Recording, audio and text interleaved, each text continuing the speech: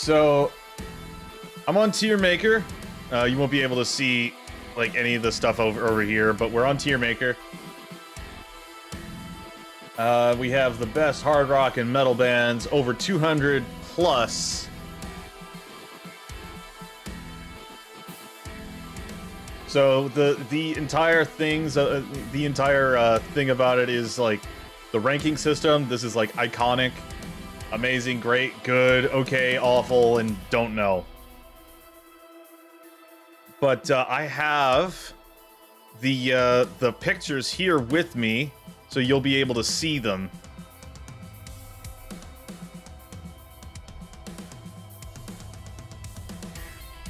What about soft rock like chalk or gypsum? This is not that kind of rock or metal. We're not talking about iron. We're not talking about basalt. We're talking about the music genre.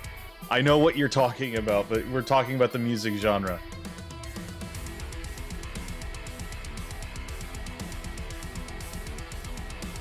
Alright, so the entire thing is going to be, like, it's hard rock and metal bands, right?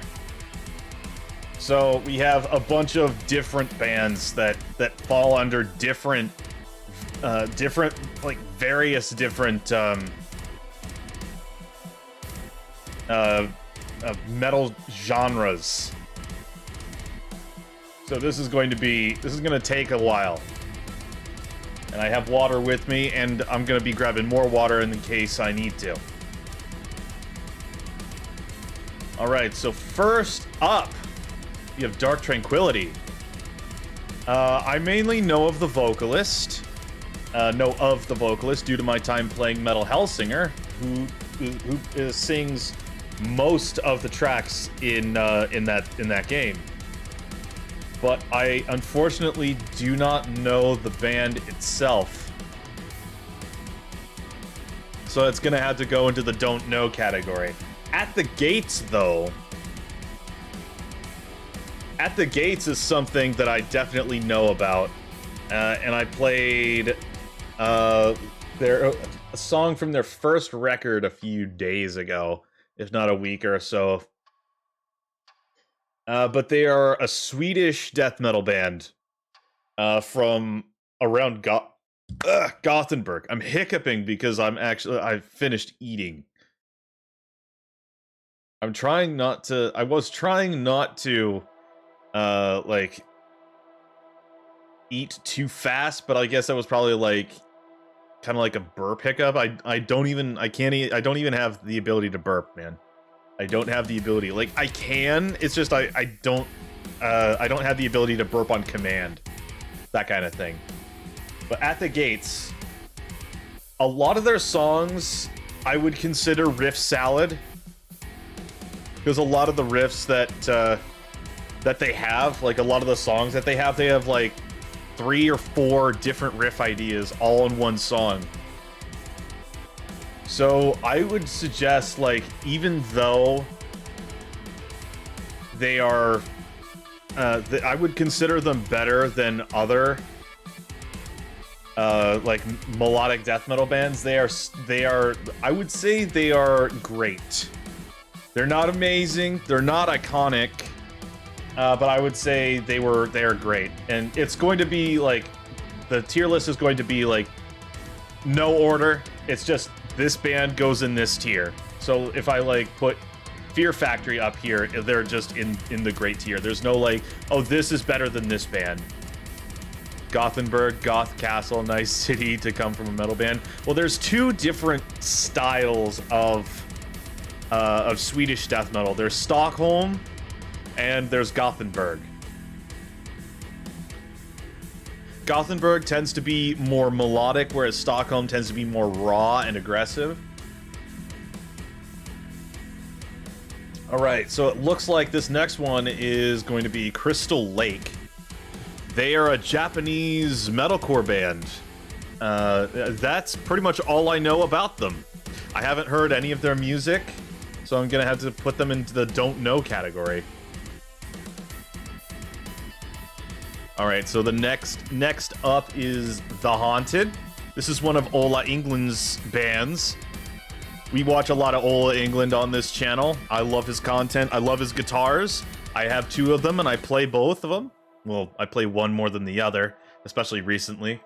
But The Haunted, they're a pretty good Swedish death metal band. I wouldn't say they're as good as At the Gates, but they're still pretty good. I think their songwriting is a lot better too. So I think I'm gonna put them in the great category as well.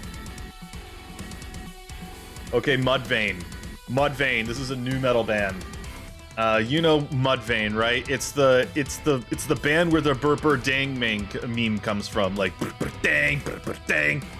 If you're in the metal scene, of course. But that's pretty much the only thing we really know about Mudvayne. Other than Chad, the vocalist, and the bass player. Yeah, there really isn't much to talk about in regards to, like, Mudvayne.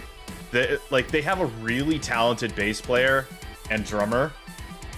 But Chad is kind of whatever. Their guitarist he does the job, but I think they're okay. Aside from the burr ding meme that they made, that the internet made from that song, Dig. Like, I really like the aggression in that song, but there's just... Mudvayne's okay. I would say so. Terrorizer. Terrorizer's a grindcore band. I think they're an American grindcore band. And I haven't listened to them. I have not listened to them. Don't need to worry about it anyway.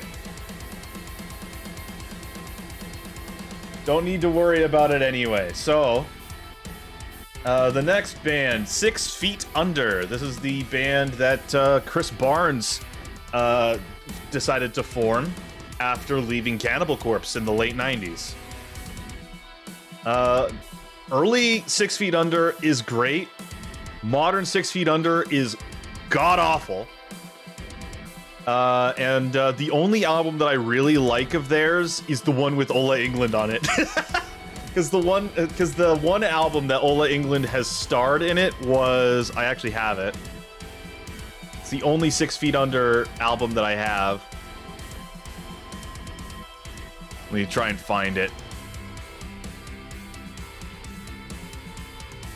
I passed it.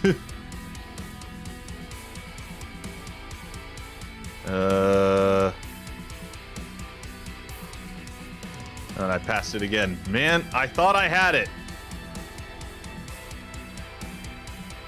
I know for a fact that I have it. Yeah, here it is. It's this album, Unborn. You can hear, if you're a fan of Ola England's music, you'll hear his influence all over this record. This is a 6 Feet Under record that I definitely recommend you listen to if you like death metal and if you like Ola England and his stuff. I enjoy them, but I think overall they're just kind of okay. They're not really anything special, especially not recently. Okay, on to Suffocation. Suffocation is kind of like a slam death metal band. I don't listen to them too much, but I really like their aesthetic, and I really enjoy kind of like what they've got going for them. I would say that they are good. I would say that they are good. I'm trying to be like, I don't want to put too many bands or artists here up in the iconic tier, because I want to keep this iconic tier for the people that deserve it, right? So onto Dream Theater. Speaking of Dream Theater, they are a progressive metal band from, I believe, New York. Their music is fantastic. The musicianship, the songwriting, it's kind of become a little bit cut and paste. Especially recently with their last record over the one prior to it, but I still think Dream Theater are iconic. Dream Theater are iconic. Okay, next is Under Oath. They are a metalcore band, I'm pretty sure, and I haven't listened to them. Yngwie Malmsteen. If you say anything bad about Yngwie Malmsteen, you're gonna get blocked. Which is probably a bad thing to say about Yngwie Malmsteen, but I'm just saying it how it is. His guitar playing technique, like, he has like 4 or 5 different band names across his entire discography. Like, he has Yngwie Malmsteen, Yngwie J. Malmsteen, Yngwie Malmsteen's Rising Force, and Yngwie J. Malmsteen's Rising Force. It's like, just pick one and stick to it, man. But it's kind of difficult to really blame him for it when you have an ego the size of Texas and 5 Ferraris. I wouldn't say he's iconic. He's definitely iconic to guitar players, but I would still say he's in the great category. He's in the great category because a lot of his newer stuff is just not as good as his early stuff. That's pretty much what it is, I'd say. Okay, so August Burns Red. I know of them. I've listened to their music but I just don't know a whole lot about them. I know they're metalcore. They kind of like metalcore is a very broad term. It's a really broad term. Like you have August Burns Red, you have Trivium, you have Attack Attack, you have Asking Alexandria. You also have like, let's see, A Day to Remember, As I Lay Dying, All That Remains. Like, all of those bands, they sound a little similar, but they're all very different. Like, you can't really talk much about them in regards to like how their music is. So I know of them, I've listened to their music, so I'm going to put August Burns Red in the good category. Alright, so Vader, I think, I know they're a death metal band, but I think they're from Germany. Let me double check.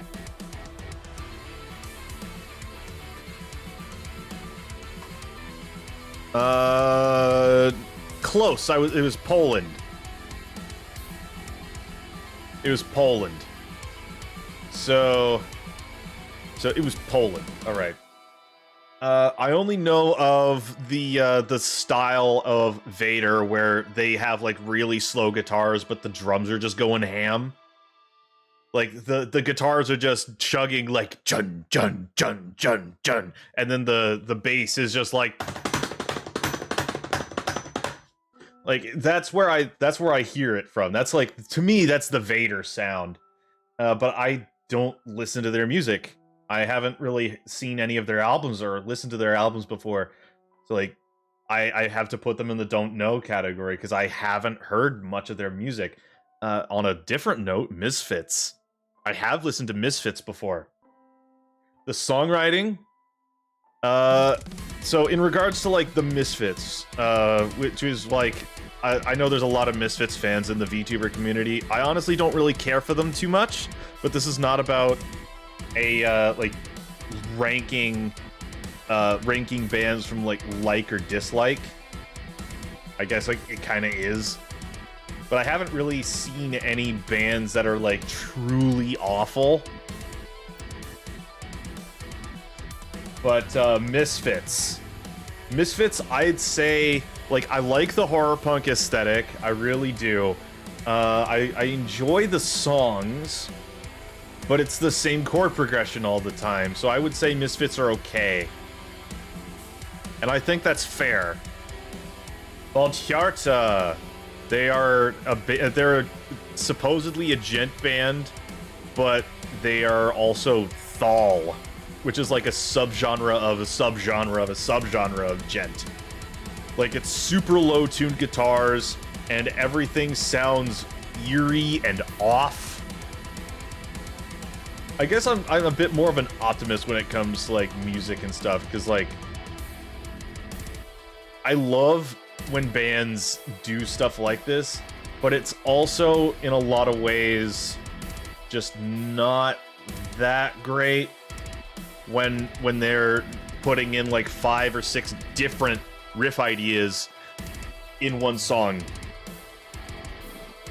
Like it feels just very like bleh, like vomited out at you. I don't know about what I would say about Valtjarta or Viltjarta, whatever, however I pronounce it. Viltjarta.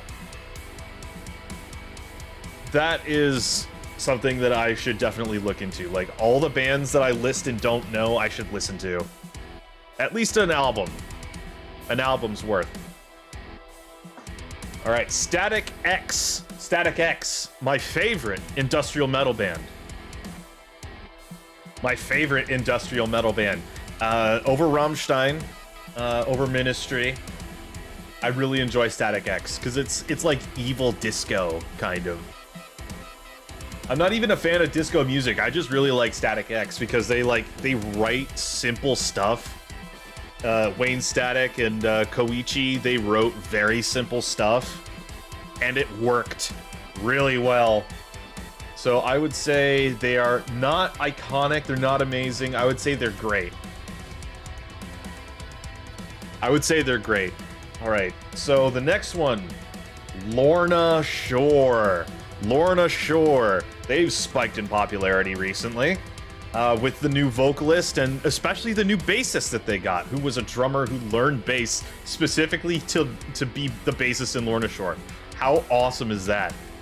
And when you listen to their music, it's like, holy crap, that bassist has only been playing for less than a year and can already play Lorna Shore's stuff.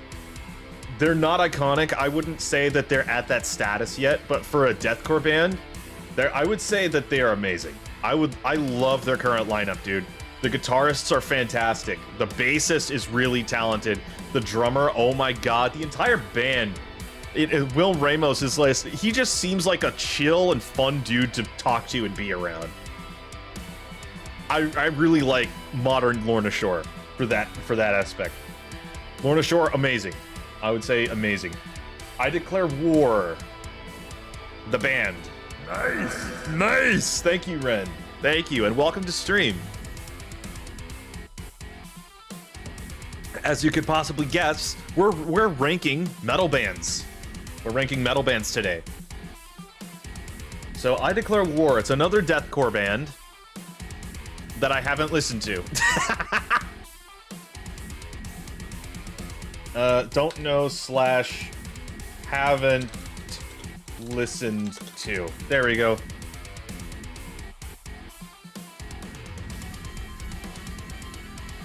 Okay, so Minor Threat. They're a hardcore band that have pioneered the sounds of thrash metal, which thrash metal is one of my favorites.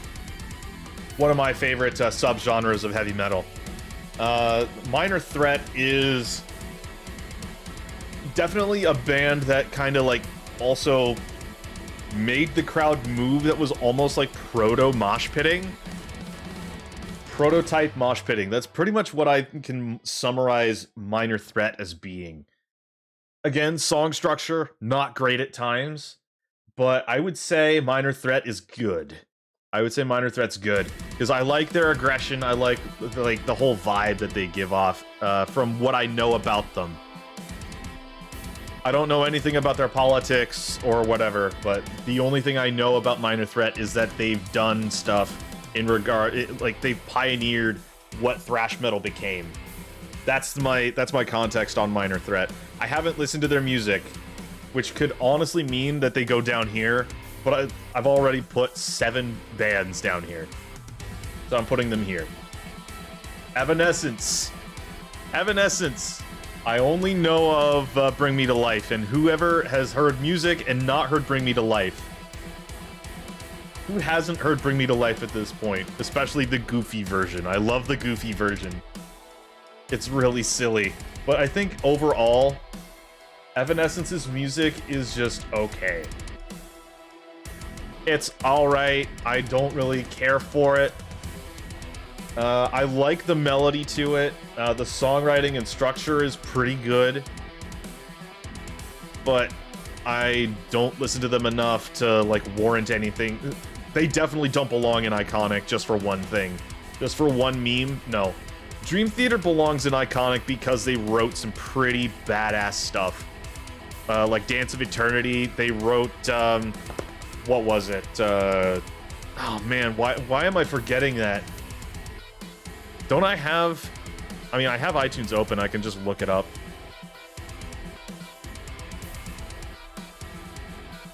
Yeah. Let me look that up real fast.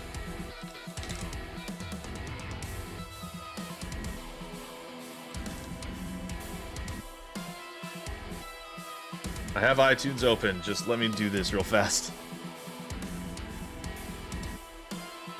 They wrote Octavarium, that's what it was. They wrote Octavarium, Metropolis, Train of Thought, and the what other album do they have? Like Train of Thought and their self-titled album are the albums that got me into Dream Theater. That's, for me, that's why they're iconic. They also went to college. They went to Berkeley for like which is the College of Music, in order to like do everything. And they all sound like not every song sounds perfect, but no human ever is. So I would say just for that, Dream Theater are an iconic. But we're not talking about Dream Theater right now. We're talking about Celtic Frost. Celtic Frost, one of the first black metal bands. I don't really care for black metal too much. But I do enjoy the gothic and atmosphere, like the gothic atmosphere that Celtic Frost brings, especially after the guitarist and founder's previous project, Hellhammer. So Hellhammer is basically Celtic Frost, but without the organs. Or like the atmosphere. Hellhammer, which is not on this list, because of Celtic Frost. Celtic Frost is more of a bit more of what black metal would become, instead of Hellhammer, which was more of a Venom clone and a very deficient one at that. That's coming from the guitar player's words from the Metal Evolution documentary. That's on YouTube for free. I would say Celtic Frost, they're not great. I would say they're good. Celtic Frost is good, even though I don't care for black metal too much. Alright, Zentrix. These guys are a thrash metal band from the 80s and disbanded in 89. They released 1 or 2 albums, and I haven't listened to them. I have not listened to them. I need to listen to their stuff more, honestly, because it seems like stuff that I would be very interested in. Cattle Decapitation, another grindcore band that I don't really care for. Man, Cattle Decapitation. Like, in my opinion, there is no really objectively awful... in my opinion, there's really no objectively awful metal band. Or just band in general, unless you don't know how to write songs. Like, your songwriting structures are god-awful. Alright, Cattle Decapitation. They mold their sound from grindcore and death metal, which is, to be fair, a lot of modern death metal nowadays. Gotta love it when the name is scratchy tribal shit. Hi, Kumo. Welcome to stream. Welcome to stream. Yeah, you gotta love it when these metal bands have, especially this one, like, it's all just tree branches and tree roots, or cracked faux leather coming off on the walls, or on a chair, I guess. A pile of deer antlers. Yes, that's the whole joke. All right, so Cattle Decapitation, I would say they're okay. I think that's a good thing about it. I think that I would say that the I think that's an appropriate place to have them put. All right, Kiss. Kiss is a band. Kiss is a band. That is a fact. Kiss is a band that is also like one of the bands that got me into heavy metal, right? I would say Kiss are iconic for that band. Like, their song structure is not great at times. They went disco for a few years, but like, they're still kicking and doing shows. Like, I'd still I gotta commend them on that. I want to point out this gem from their Wikipedia page. The article. Hi, Filthy Frank. Fuck you. Well, ouch. The article is about their music group for other uses. See animal slaughter. Yes. Hi, Popping Cat. Kiss is really great. Kiss my nut. Yeah, Kiss are iconic. For the fact that they're able to, like, I would say Kiss's aesthetic also kind of became more of, like, thrash metal-ish. Thank you for the stretch redeem, Ren. Thank you. We've been live for an hour, actually, because that's a perfect time to stretch. Ugh, there we go. Okay, next up, Fear Factory. Fear Factory. Another industrial metal band. I enjoy Fear Factory. I really do. Like, a lot of their stuff is very technical for the right hand on the guitar. I've heard their new vocalist through YouTube videos, and he sounds pretty close to the old vocalist who left a little while ago. I would say they're on the same tier as Static X. I really enjoy Fear Factory. Whenever Fear Factory comes on, like demanufacture or anodized or whatever, like, I will not skip Fear Factory. Board gear like the Pink Panther guy. Kiss's aesthetic is so good they got a Pokemon line based on it. Do they really? Do you know which one? I'd love to see that. You can join in the Discord server if you're not part of it already, and you can just put that in the gaming category. Lickitung? Oh! Okay, I get it now. I know I've seen something like that. I've seen something like that, like the memes and stuff like that, but I haven't heard anything about it. Okay, Electric Sun. Electric Sun, that's Ulijan Roth's other band that he was in. Ulijan Roth, he is one of my favorite guitar players ever. He was the guitar player in the Scorpions. Did fantastic. And Electric Sun. I'm not too familiar with Electric Sun, so I'm gonna have to put them down here. Candlemass. The best place to hear of Kiss. Tony Hawk for the PS2. Galarian Zigzagoon line. Yeah. Whoa, hang on. What just happened there? I didn't even do that. But I heard of Kiss through my sister's drum teacher at the time. I heard Kiss for the first time when I was like 11 or 12. I heard I Like It Loud for the first time, and I heard the...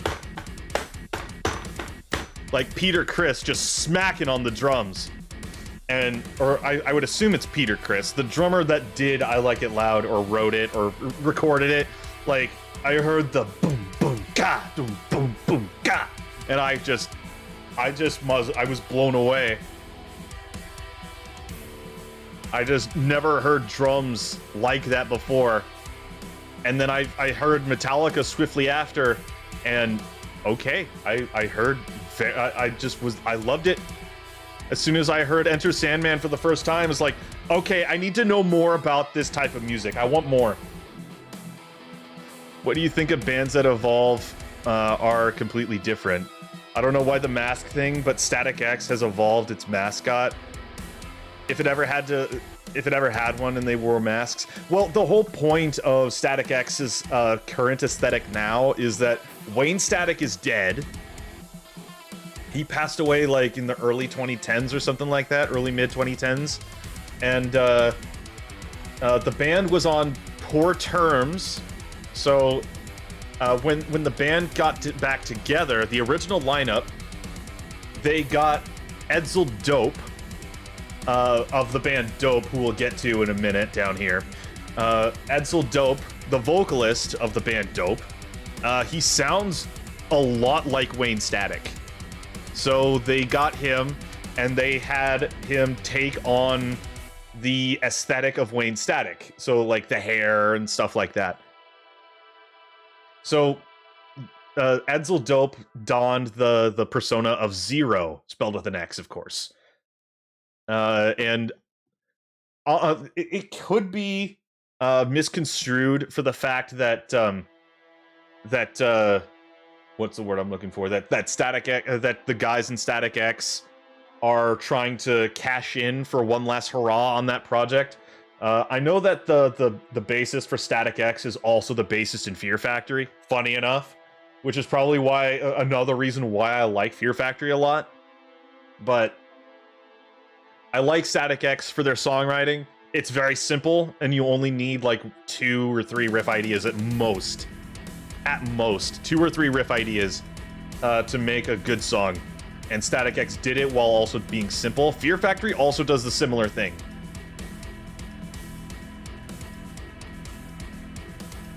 But in both bands, the guitar players are writing the majority of the stuff, I'm pretty sure. I definitely know that the guitar players were writing a majority of the stuff. Wayne Static specifically for Static X. And I think Dino Cesaris is doing most of the songwriting for Fear Factory, including lyric writing. I think that aesthetic is cool, to be honest. Heard them from Omega Boost from the PS1, said the devs wanted the graphic artist for the cars. Oh, for cars. Okay.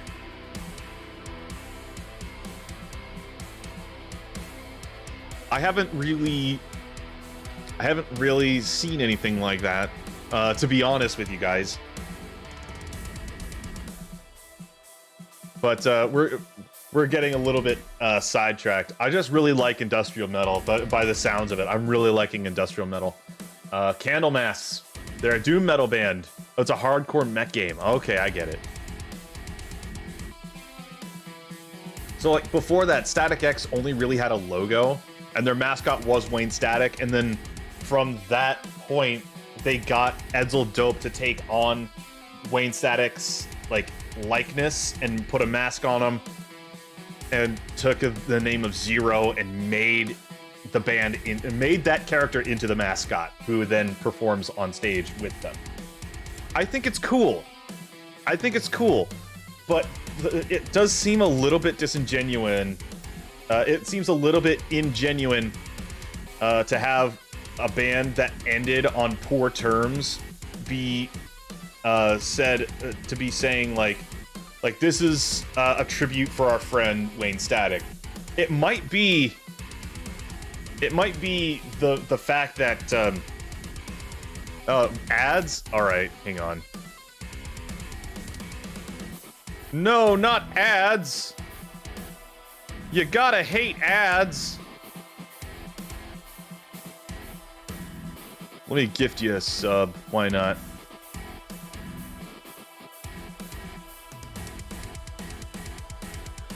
And Kumo, since you were specifically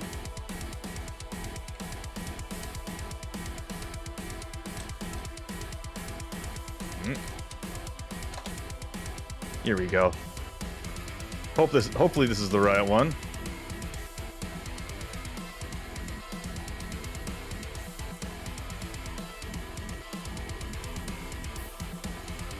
There you go. Oh my god, you just got a sub, Kumo. I wonder why that's working the way it is. There we go. Now you won't. Hopefully that was sent to the right Kumo Rocks. Hopefully that was sent to the right Kumo Rocks, because now we're going to be going on to Candlemass, who is a not a death metal band, a doom metal band. Yeah, there we go. It went to the right person. Cool. Now you won't have to worry about ads for the next month. Candlemass, doom metal band that I don't know. It is very infuriating when I see all these bands that I put in myself and haven't listened to. I know of the names, but I haven't listened to it. I haven't listened to the band. Archspire. Archspire. Now that's a band that I know and listen to and love the hell out of.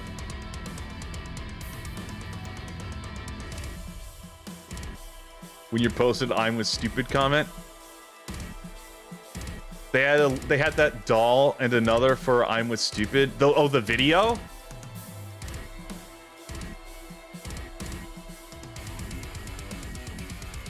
They did it for the "I'm with stupid" music video.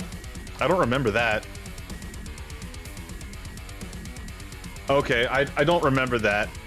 I only know of their music, not really anything about their mascot brand, but I know that Edsel Dope has basically become their mascot in the form of Zero.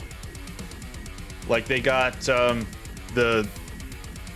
it was a dude with a circle X head and robo hands. Yeah, that's Edsel Dope as Zero Mark II. And it makes a lot of sense, at least to me it does, because a lot of Static's music is very simple. So you don't really need a whole bunch of stuff about it. But that's an older one? Really? What's older about it? Like, I know that Static X was more like a 90s band and an early 2000s band.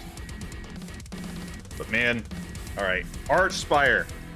Archspire, I put them in the amazing category. They're not at the iconic level yet. They're not at the iconic level yet, but Archspire, whew! If you haven't heard Archspire yet, and you like technical death metal, listen to them. Listen to Archspire. Archspire are fantastic. Like, I didn't even listen to tech death before, like technical death metal, before listening to Archspire, and it's exactly what I was hoping for. Even though tech death, like most bands, don't sound like Archspire. They're not as fast, they're not as technical. And Archspire takes the stereotypes of tech death and just cranks it to 10. I love Archspire. Their songwriting is fantastic. The lyrics, oh my god, the entire band. They're on the same level as Lorna Shore for me. Godsmack was in Prince of Persia? How? Musical contracts. All right, Archspire, fantastic band. I highly recommend listening to Archspire if you have not already. Listen to like Involuntary Doppelganger or Drone Corpse Aviator. Oh my god, those two songs, they are fantastic. All right, Carcass. I don't think we have Nightwish in this list. I was compelled to add Nightwish in this list, but I don't think we have. I don't think I did do that. Either way. All right, Carcass. They started out as a grindcore band, which added more death metal into it, so it became a gore grind band. So like early on, Carcass's first two records, they were very, very grotesque. And by grotesque, I mean the album covers showed real cadavers. And it was kind of it was really made sick because it was like the bassist and vocalist Jeff, I think his name is. The bassist and vocalist's sister was a medical student, and he took one of her books that she didn't need anymore, and cut out all the pictures of the cadavers that were done for the book, and they made the first couple album covers. And I can't show them on Twitch for the sake of for TOS, but if you look up Reek of Putrefaction and Symphonies of Sickness, those two album covers, I would recommend not Googling them if you want to sleep tonight. But the thing I know about Carcass is that, like, they changed their sound immediately, and I think for the better when they released Heartwork. Heartwork era Carcass, to me, is the best Carcass.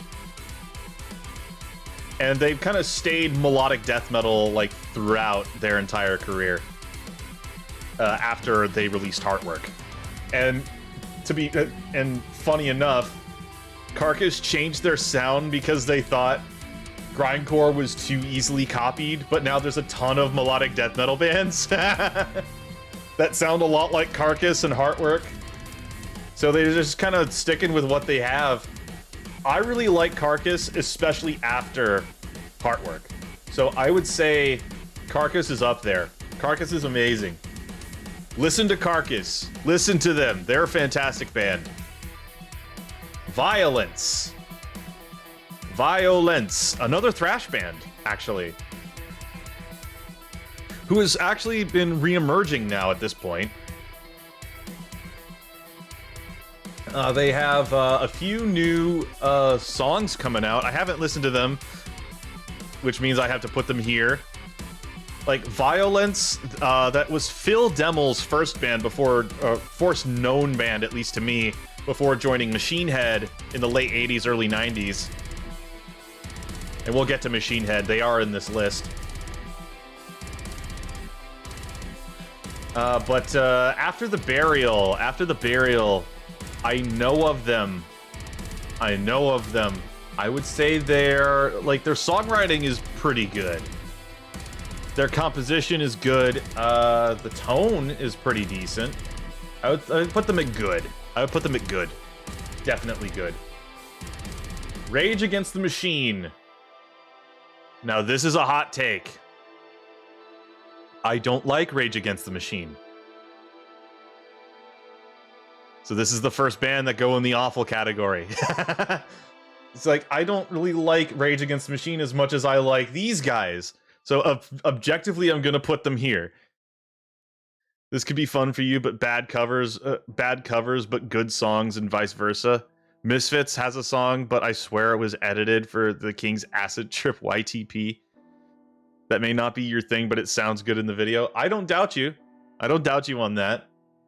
But on Rage Against the Machine, I have nothing against Tom Morello as a musician specifically, because I think he's a pretty decent guitar player and he did well for what they did. But my God, I don't like the amount of politics. Like the songwriting aspect of it. Like, I understand why they could be in the iconic category, amazing, great, good, okay. For me, I don't care for Rage Against the Machine at all, especially when when they're talking about like politics all the freaking time. And I understand that's the main songwriting subject matter for Rage Against the Machine, but for me, they're talking about like when did actually, I'm gonna stop it there. I don't like Rage Against the Machine. I'm putting them in the awful category. Actually, no, they're going in the okay category, but at the very bottom. Scorpions.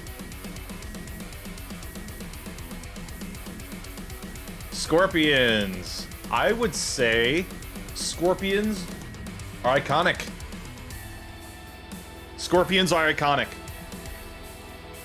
Definitely iconic.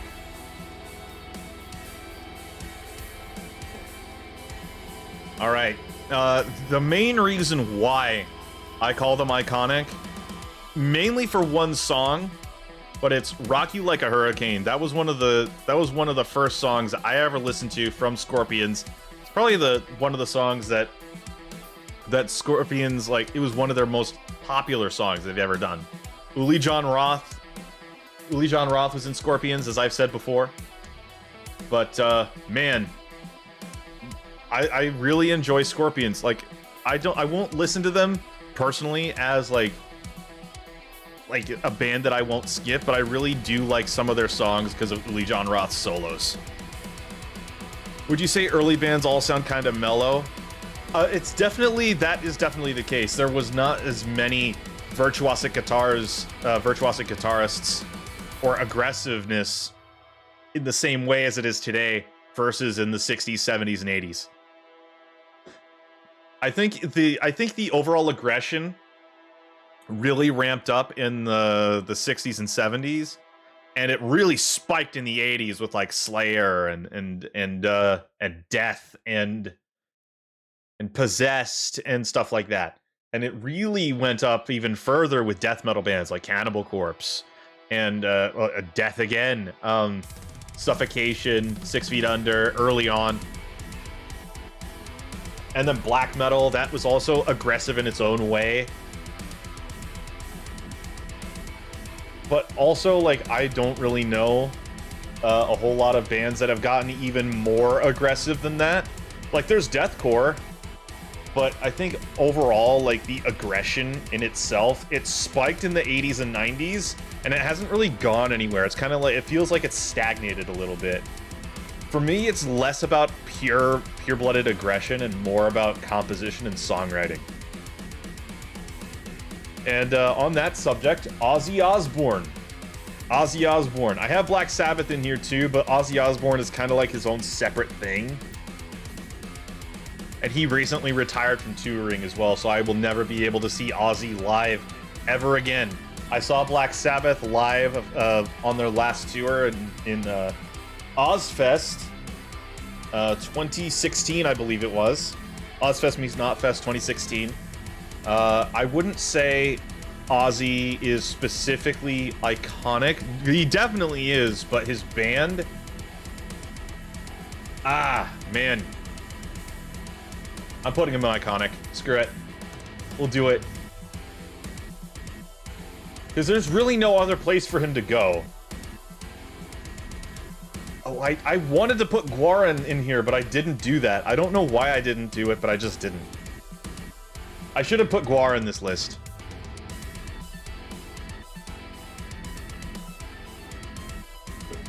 Alright. I do kind of enjoy Gwar, but it's not a band that I would listen to. Like, man, I want to listen to Gwar. Like, they're not a band that I would consider to be at that level. For me, anyway. They're not a band I would consider to be at that level specifically. I would put if I had Gwar in this list, I would put them in the good category because I know a lot of people like them. But I wouldn't put them in the awful category, and I definitely wouldn't put them here because I've listened to their stuff before. And man, their original frontman, he was a funny dude, man. He was a funny dude. I can't play any of the stuff that he did because that would go against Twitch's TOS. Like, you can't say like a lot of stuff about it, but like, he was a funny dude. All right, so Alter Bridge, not a metal band, not a metal band at all. But Alter Bridge, I would say is Alter Bridge. I would say is Creed, but better. They have a vocalist that is not as annoying as Scott Stapp. You have Mark Tremonti, who is actually able to use his guitar chops in a good way, and he writes some damn good songs. I would put Alter Bridge here in the great category. Alter Bridge is fantastic. And you can, there are even songs that Alter Bridge made in the major scale that I like. And I write most of my stuff in the minor scale or Phrygian or whatever. Why has the most edgy name in terms of secret meaning to those who aren't aware? Say CKY. I say CKY. Who, not why? I guess. I'm not exactly sure what you mean, Kumo, but I appreciate your enthusiasm with it. All right, so Immure. I know of them. Oh. Oh, okay. I'm not going to say it specifically on stream, but you know what? I've read it. Okay, and it's not aimed specifically at anybody. Twitch, just remember that this is in proper context. It's not aimed specifically at anybody.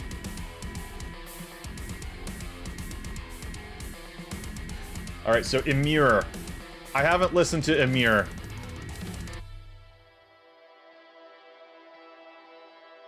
I have not listened to Emir, but there's a really bad, like, aura about Emir. Like, the vocalist, I think his name is Frankie. He kicked out every member of the band multiple times. And he's just kind of like, I don't really like Emir. It doesn't mean that they don't write good songs.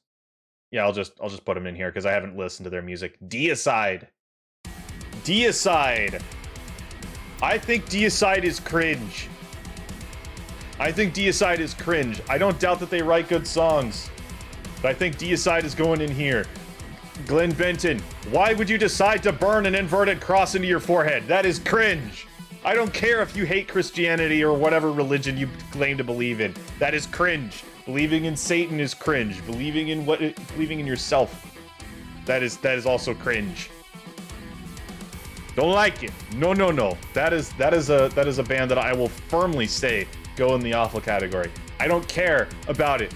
I do not like the whole, like, Satanist aspect of Deicide. And that's kind of like my opinion on most black metal bands, which I have a lot of them in here. That's people are like that. I know, Kumo. You're fine. I'm not. I get the whole, like, rebellion thing, but and especially nowadays, like, everyone is saying, like, rebel from God or rebel from the government, even though the government is saying you should rebel from it. I'm gonna stop it there. So I'm gonna stop. Intervals, haven't listened to. Dimmu Borgir.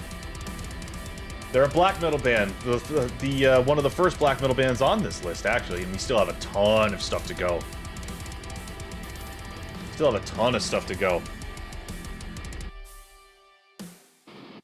How about Disturbed with its mascot?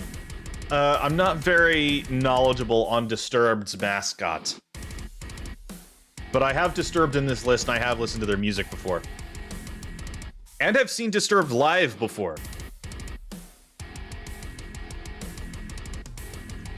So Dimmu Borgir.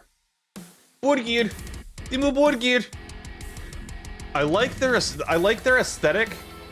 But like most black metal bands, for me, they're going to be on the lower side of the list. I would put them in good because their songwriting is better than Rage, better than Mudvayne. Put it back. Didn't mean to do that. I put Dimmu Borgir in good because their drummer is fantastic. Their guitar player, I'd say that he's good. But the vocalist, I just can't really get my mind around it. Like, battle rage on and on. That's how I hear, like, most black metal, to be honest. Like, most black metal is just like,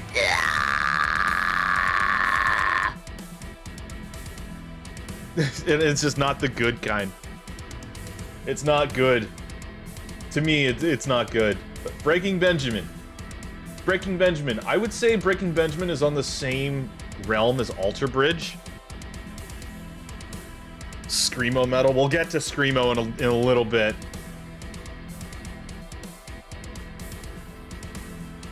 And to be fair, Screamo isn't even a real genre of music. What people generally talk about as Screamo is going to be a lot of metalcore bands, early metalcore bands, like Attack, Asking Alexandria, and like early black metal brides, Black Veil brides. we have those bands in this list as well. A style? No, that's more of a scene kid thing. All right, Saxon, the first new wave of British heavy metal band on this list, on this tier list. I haven't listened to them. All right, Opeth.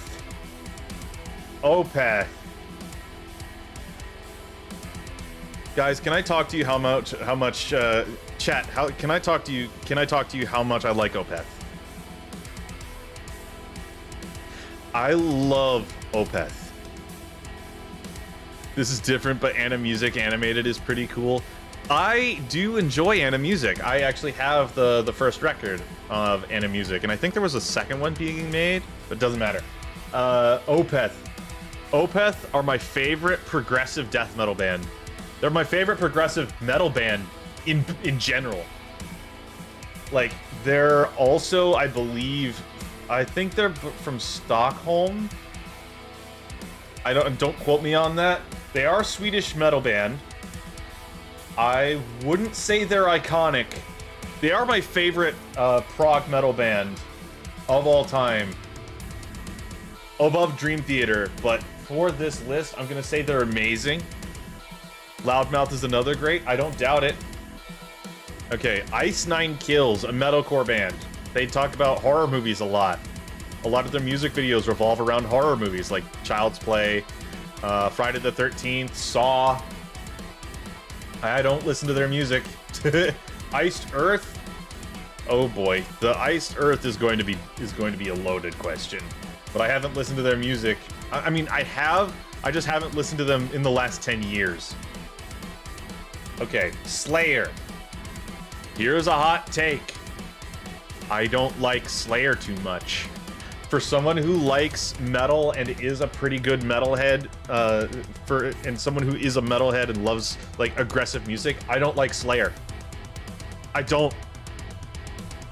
I've seen them live twice. I was in a band that just loved them to death because their drummer was really good. Like, Slayer have had two different people as their drummer over the course of their career. They had Dave Lombardo and Paul Bostaff on drums. But I'm a guitar player. I want to have good guitar solos, and only Jeff Hanneman had good guitar solos. Gary Holt, Kerry King, they like, Gary Holt was okay. Kerry King, no. Just no. Like, I like his riffs, but they're not really like the Slayer aesthetic. Like, all the riffs in like Rain in Blood, South of Heaven, who was it, Dead Skin Mask? Those were all Jeff Hanneman riffs. All of them. I wouldn't say that they are objectively awful, but I would put them here. This is gonna be a hot take. I don't like Slayer, but I'm gonna put them here. They're not awful. I'm putting them here. All right, Jimi Hendrix. No question, iconic.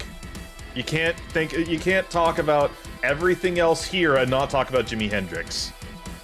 I don't like Jimi Hendrix too much, to be honest with you, but I understand his influence on what became heavy metal as a whole and lead guitar playing and all that. I will put him in iconic just because of that alone. All right, first glam metal band to talk about. Europe. We're talking about Europe. So do you know, chat, do you know who Europe are? In case you don't know, Europe was the band who wrote the final countdown. The final countdown. They wrote the final countdown. So that's pretty much the only thing you know of Europe. But they are a glam metal band. I believe they're from UK. I don't remember properly, but their lead guitar player is fantastic. Their lead guitar player is great. Wasn't that Queen? No, it was Europe that wrote the final countdown. Queen wrote Bohemian Rhapsody and Killer Queen, and another one bites the dust. I almost said another one rides the bus. The Weird Al cover. Bam, bam, bam. Another one rides the bus. So. All right, Europe. I would say they're good, even for a hair metal band. Europe wrote the final countdown, and just for that, I'm putting them in good. In Flames. I'm guessing they're a Gothenburg era, or Gothenburg style, like mellow death band. They started out that way, and now they kind of have more like tamer songs. Like they have Chris Broderick on guitar now, which that's fantastic. I met Chris Broderick twice. Once when he was with Megadeth, and once at NAMM in 2018. Along with Chris Poland, of course. That was actually kind of cool. But I got to talk with Chris Broderick a lot and talk to him about his pick clip and where I could get more of them, and because I was still like very much a diehard pick clip user.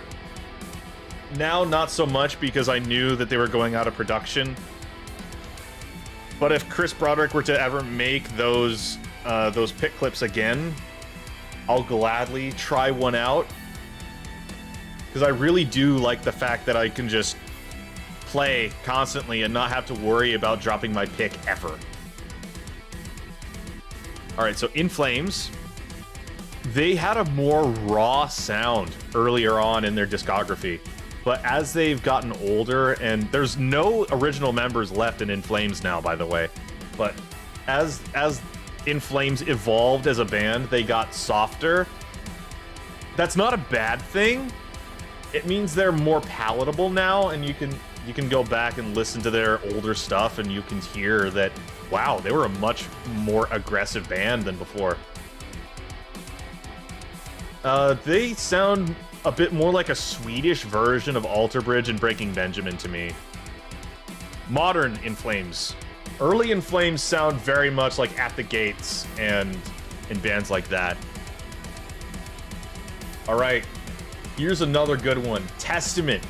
Testament. Okay, Testament. I love Testament. I love Testament. Testament is my #1 favorite thrash band. I've said this before in previous streams, but I love Testament. Testament's my favorite thrash band.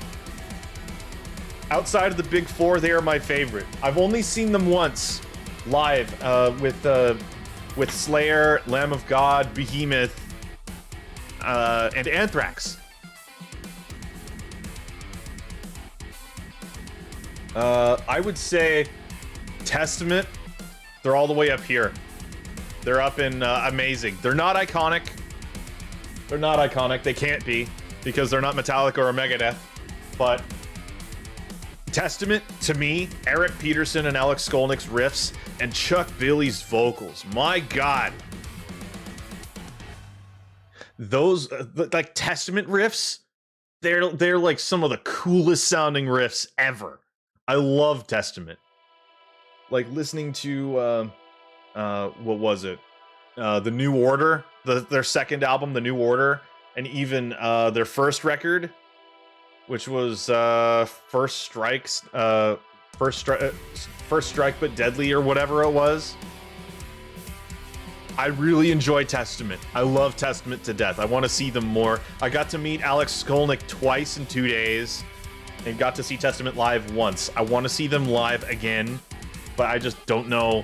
I don't keep up with them enough. I want to listen to Testament more. Okay. All right. So Rats. If you've played Rock Band 2, you'll probably know of Rat because the song Round and Round is on that game discography. But Rat as a band, like, they have a lot of really stretchy Psychos. I should have put Psycho Stick in here. Psycho Stick would have been amazing. Dude, if you haven't listened to Psycho Stick, they're a comedy metal band. I recommend listening to Psycho Stick.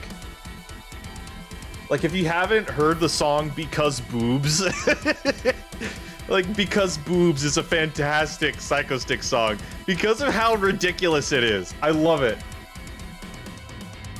But Rats, I would say that they're okay. I would say Rat is okay. I would say definitely Rat is okay. They're not my favorite band in the world.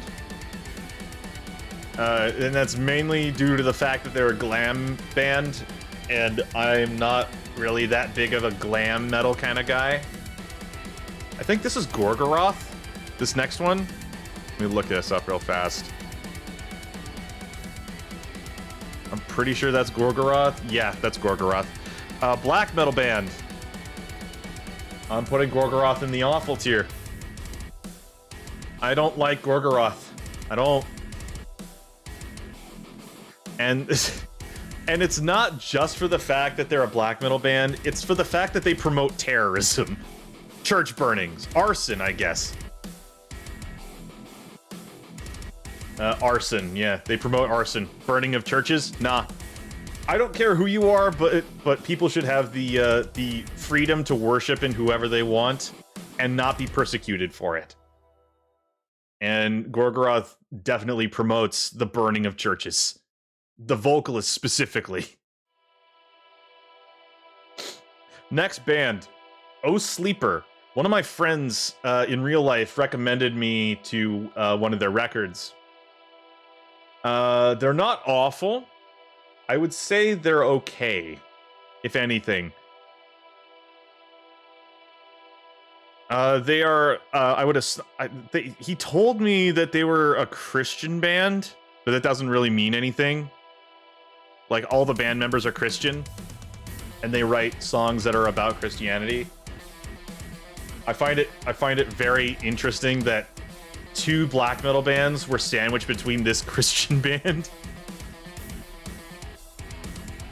But I think this is Satyricon. No, that's not Satyricon. That's later down the line. What else? What is this? Oh, it's Marduk. Marduk! Marduk, like most black metal, I don't like it. I don't like the way that black metal is produced. I'm not a black metal dude.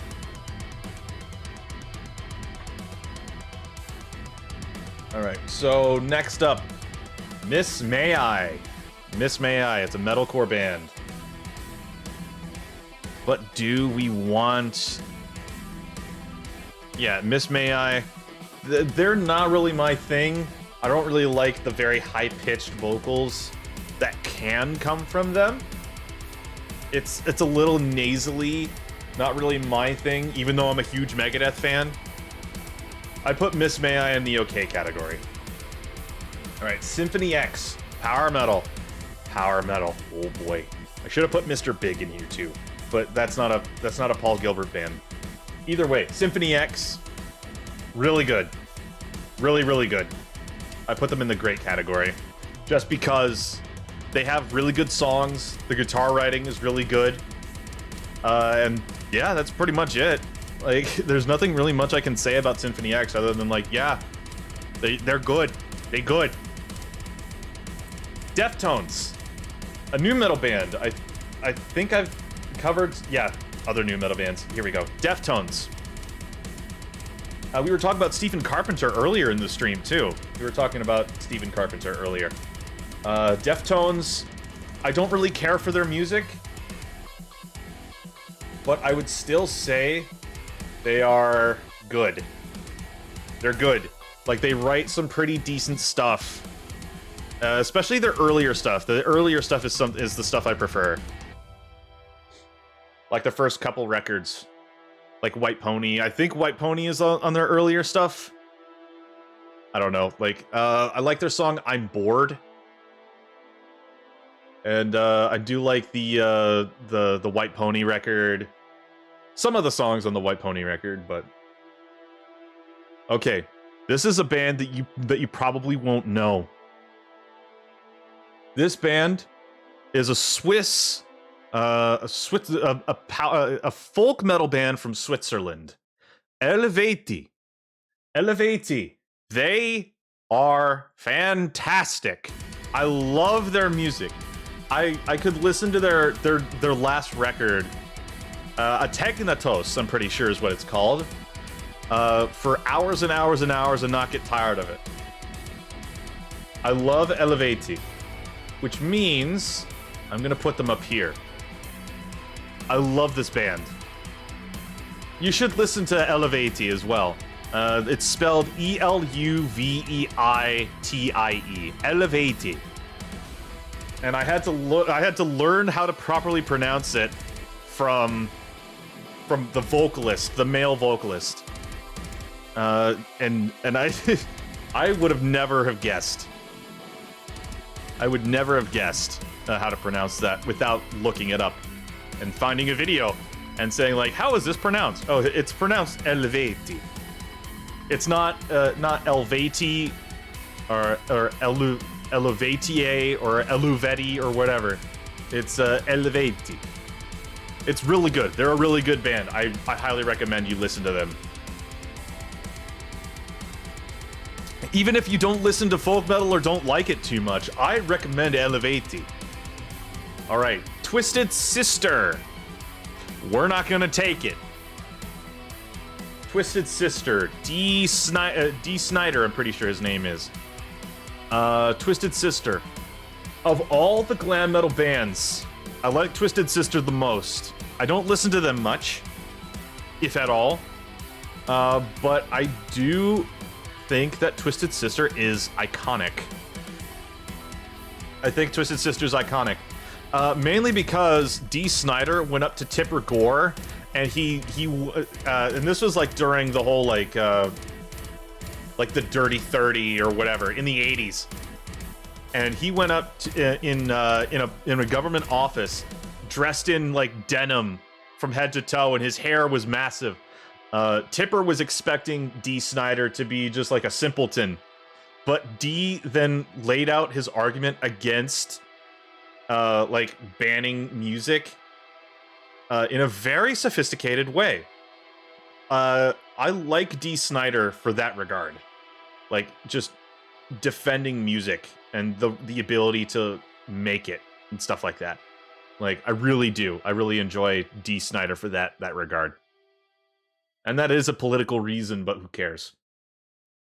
All right, we're on to Slipknot. Slipknot is going to be up here, but iconic versus amazing, I don't know. Iconic versus amazing. Man, this is going to be a tough one. People are going to be mad at me for whatever I choose, so... Slipknot. Which one? Kanohi Caden's band.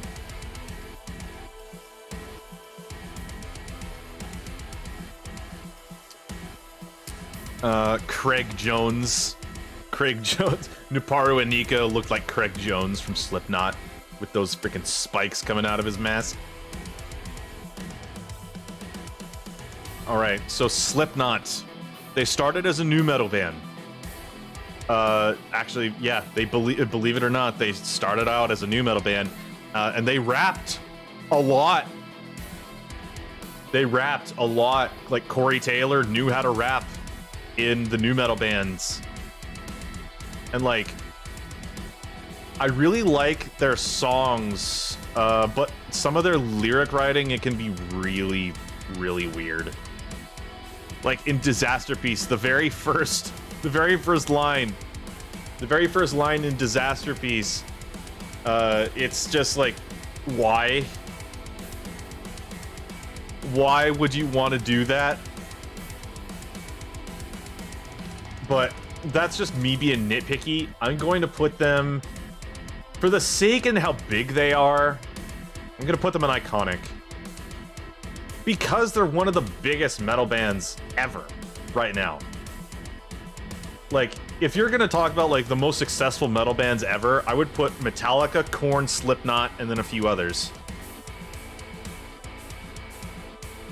But which one is this? This is Burzum. Oh, that goes in the Varg Vikernes killed a man and then became a Nazi or an anarchist, whatever. No thanks. I don't care. Dope. We were talking about Static X a while ago, but Dope, it's like, that mask is double weird. The spikes and the power of flight given to a toe of earth, but not a Lematoran. The mirror was never flight. Yeah, that's true. Dope. Dope, the music, I would say... Dope's music and lyric writing, I would say, is for the chronically online internet edgelord. And with songs like Die MF or Die, I don't think that's too far off. And especially because those are the only lyrics that exist in that song. And the chronically online internet edgelord, that's what I can basically summarize Dope in a nutshell. Like, it's just kind of like, the music is okay, the lyrics are awful, so I'm gonna have to put them here. I really like Edsel Dope in Static X, but in the actual project of Dope, oh my god, that is no. That is a big fat no for me.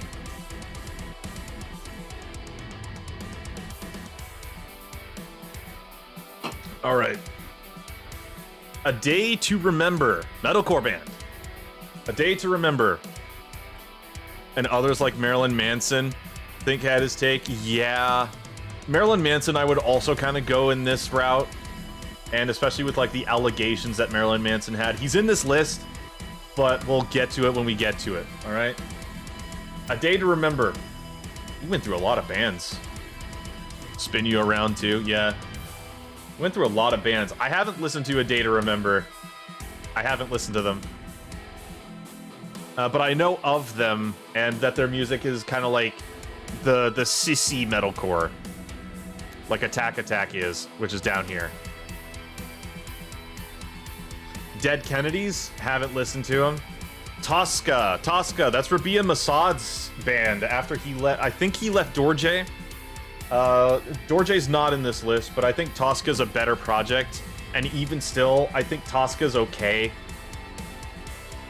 Because a lot of the songs that Tosca has, they are just riff salad. And as soon as I figured out that, as soon as I figured out how to write like compelling and actual cohesive songs, I listened to this album again, just not even knowing. It's just like, man, Tosca, like Rabia, you don't know really how to write cohesive songs.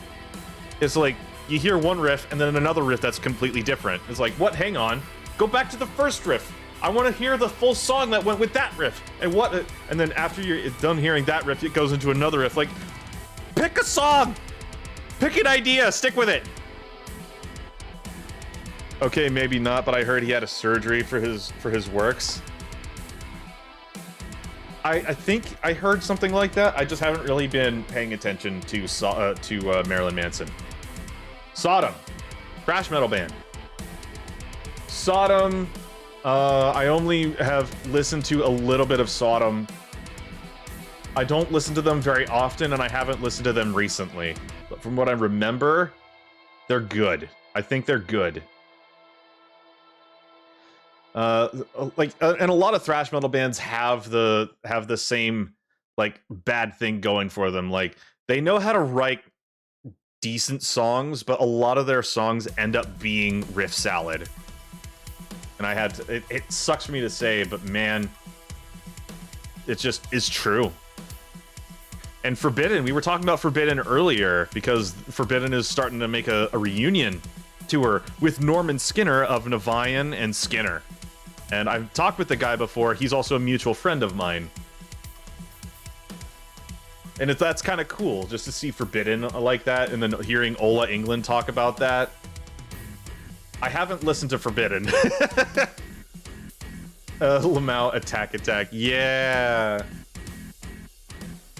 Between the Buried and Me. Between the Buried and Me. Progressive metal. BT BAM is what the abbreviation is for it. BT BAM.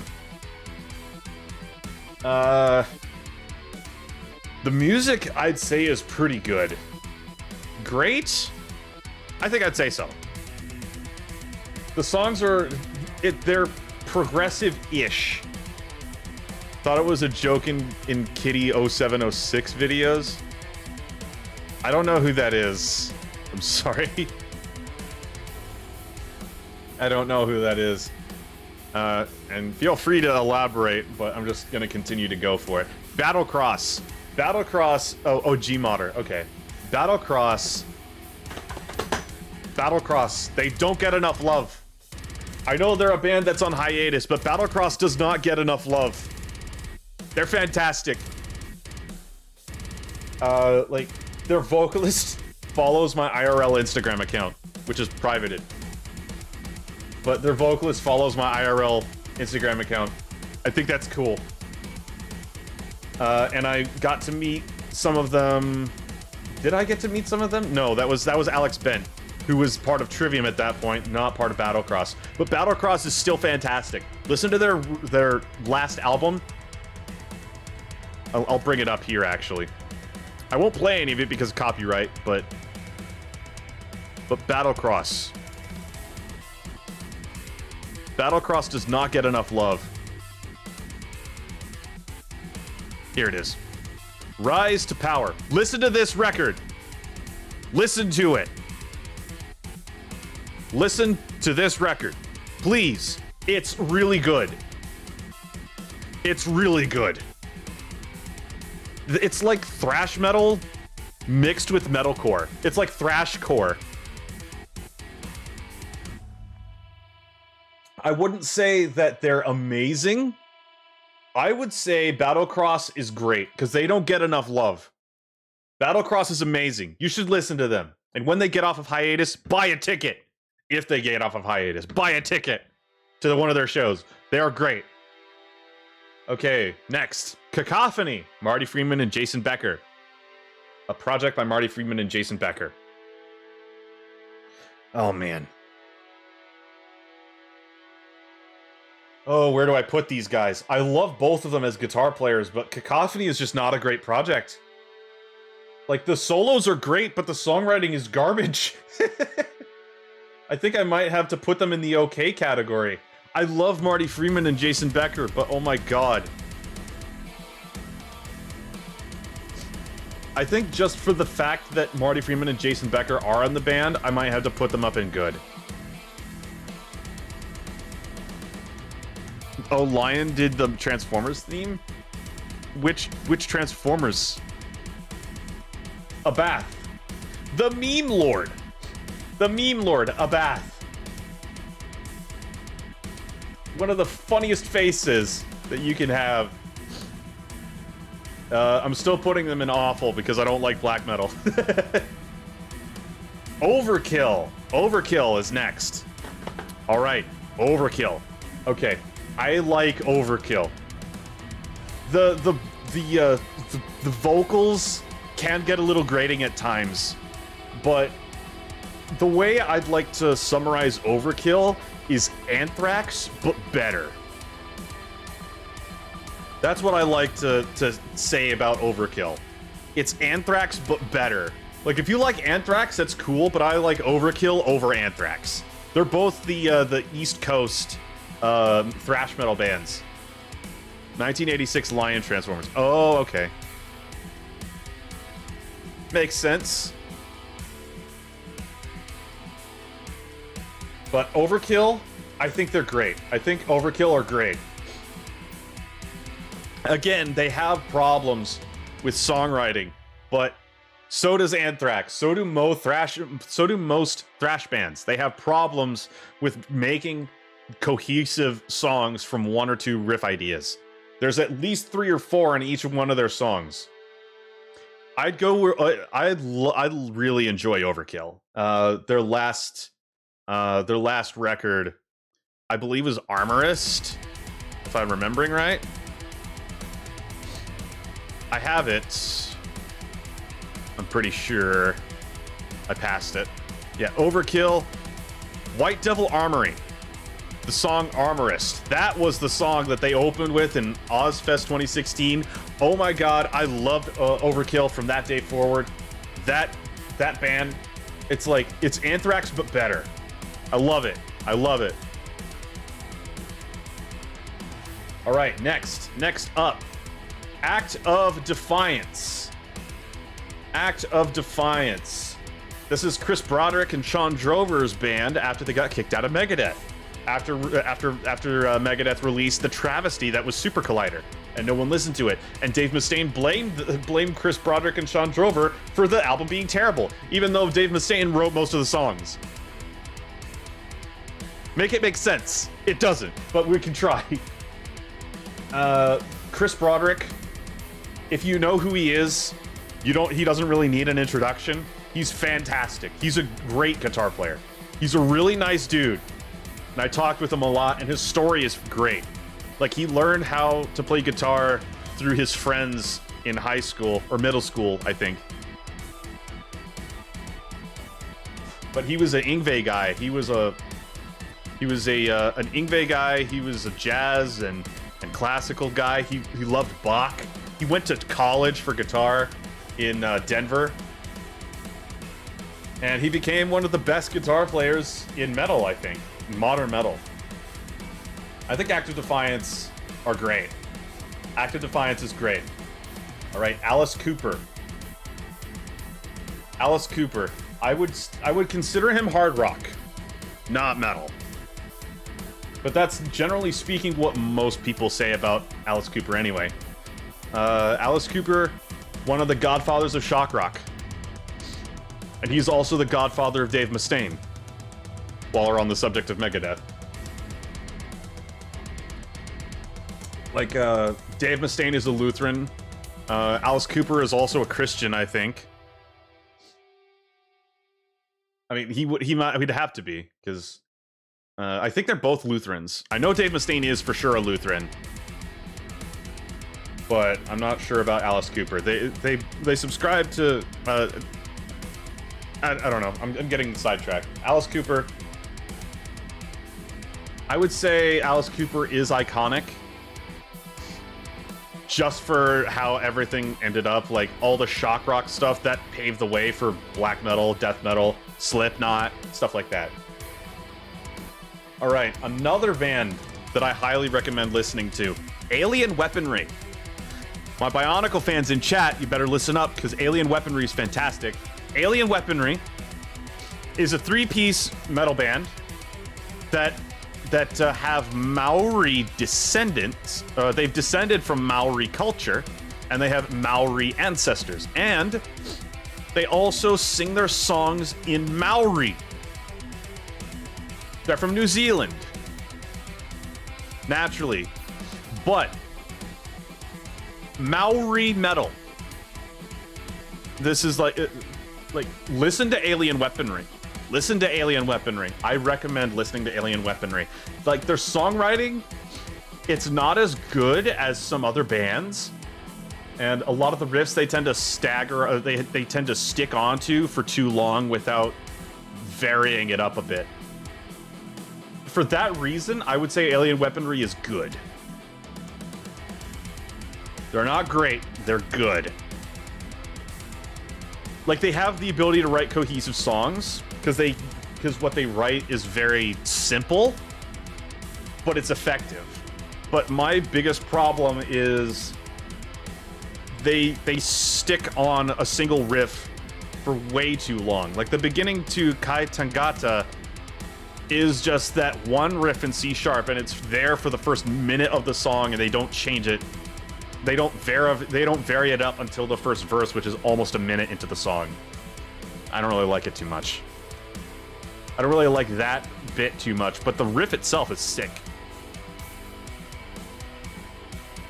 Next is All That Remains. All That Remains. I enjoy early All That Remains a lot more than modern All That Remains. Even though, like, Ollie Herbert, rest in peace, and Jason Richardson, who is playing for All That Remains right now, both excellent guitarists in their own right, but Jason Richardson is just miles and leagues ahead of Ollie. Jason Richardson is fantastic. He's not in this list because he's an individual artist that hasn't really had enough time, in my opinion, to really affect a lot of the metal scene. But All That Remains, as a band, good. They're good. I think they're good. All right, next. Allegiant, another tech death band. Fantastic guitar players. I think their drummer also follows my IRL Instagram account. Which is one of their, I think it's their former drummer now. Or their bassist. I think their bassist and their drummer both follow my Instagram account, which is kind of cool. But Allegiant, they're good. They have a sense of humor. Their songwriting is pretty good. It can linger a little bit too long, though. But I'd say Allegiant is great. Allegiant is fantastic. Amon Amarth. Viking Metal Champions. Gothenburg, Viking Metal. What else is there to love? Like, I've seen Amon Amarth live. They have literal Viking ships as part of their stage props. I'm putting them in amazing. Not iconic because they haven't been around long enough.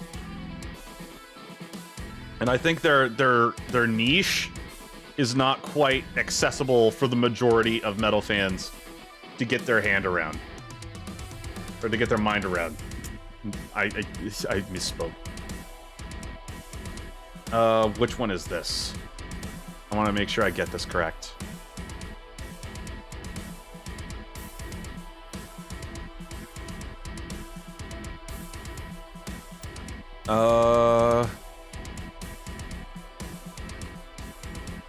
What is this? I have so many of these.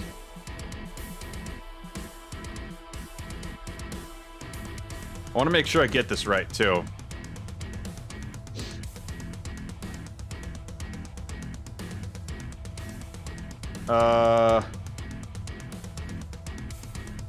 What is this?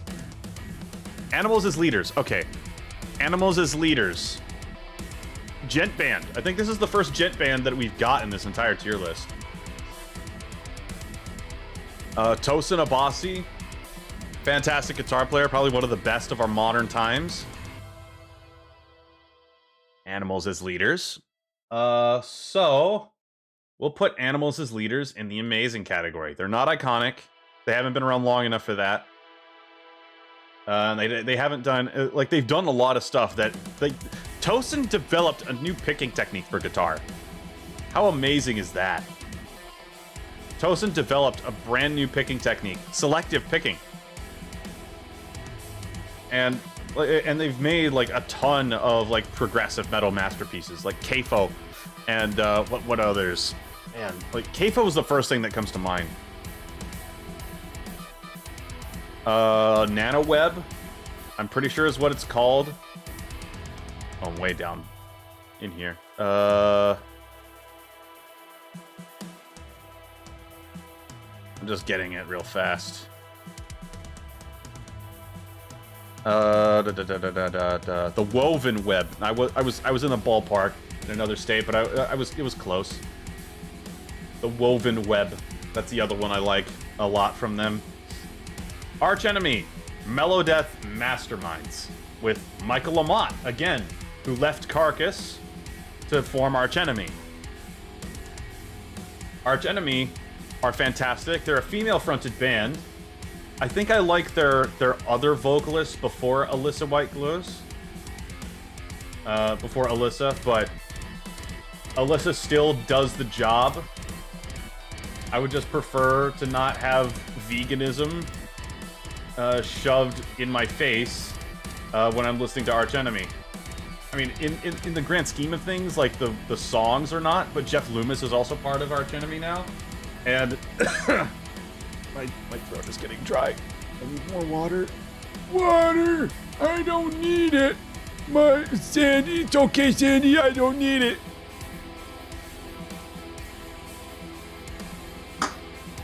Alright. Arch Enemy. They're great. Arch Enemy is great. I enjoy their songs. I really enjoy it. And the fact that Jeff Loomis is in the band. One of my favorite guitar players, Jeff Loomis, who's also an Uli John Roth guy. I love Jeff Loomis era Arch Enemy. just for the fact that Jeff Loomis is in Arch Enemy. Even though the last record that they released didn't really have much to be desired. Jeff Loomis has been a part of the band for 2 record releases. They didn't allow him to do a lot. The latter album that they released, which is the newest one they released last year, they allowed him to do a lot more. And I commend the band to allowing Jeff Loomis to just unleash the shred as much as possible, given the opportunity. But man, Arch Enemy, great band. Great band. Highly recommend if you haven't listened. Highly recommend. Great band. All right, next, As I Lay Dying. A metalcore band. The music I enjoy. The vocalist is a piece of shit. He tried to find a hitman to kill his wife. And he's a gym bro. Like, being a gym bro in and of itself is fine. It's okay, but whatever. But you do not hire a hitman to kill your wife. If you are that unhappy with your marriage, just initiate divorce and be done with it.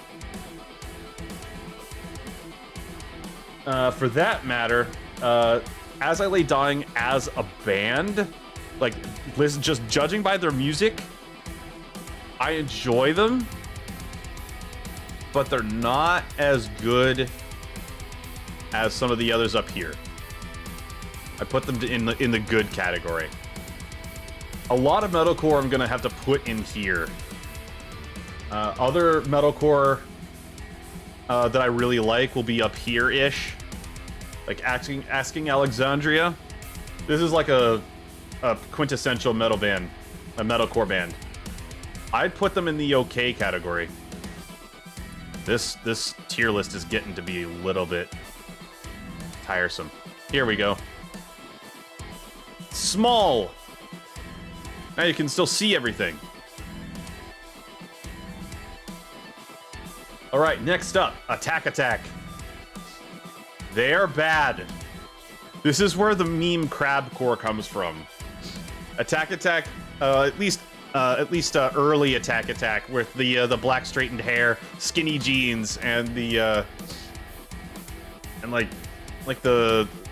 jewelry and all that. It's weird. The Running Man guitar pose, the crabcore guitar pose. It's just cringe, pure cringe. Speaking of cringe, we have Attila, who are also on the same era and caliber as Attack Attack. Not good.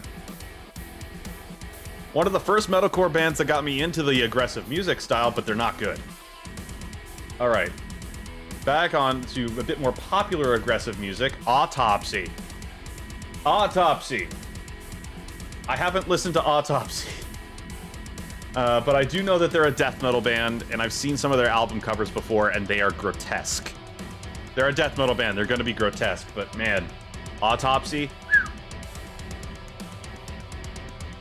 Like it's like D standard a lot of the time, and it's just going to be like a lot of like really slow palm muting stuff. Smashing Pumpkins. Smashing Pumpkins. I only know of a few songs. I would put them in the okay category. I haven't listened to a whole bunch of their songs, but I've heard The World is a Vampire and Today. That's pretty much it. From what I know of, it's like, it's whatever. But Avenged Sevenfold, I think Avenged Sevenfold is a metalcore band who have become great businessmen. Aside from the NFTs. The NFTs were garbage. Don't go back to NFTs. But Avenged Sevenfold, they're iconic. They're iconic as metalcore. They're iconic as metal, alternative rock, in aggressive music in general. Sinister Gates, M Shadows, Zaki Vengeance, Johnny Christ, and the Rev, Jimmy the Rev Sullivan.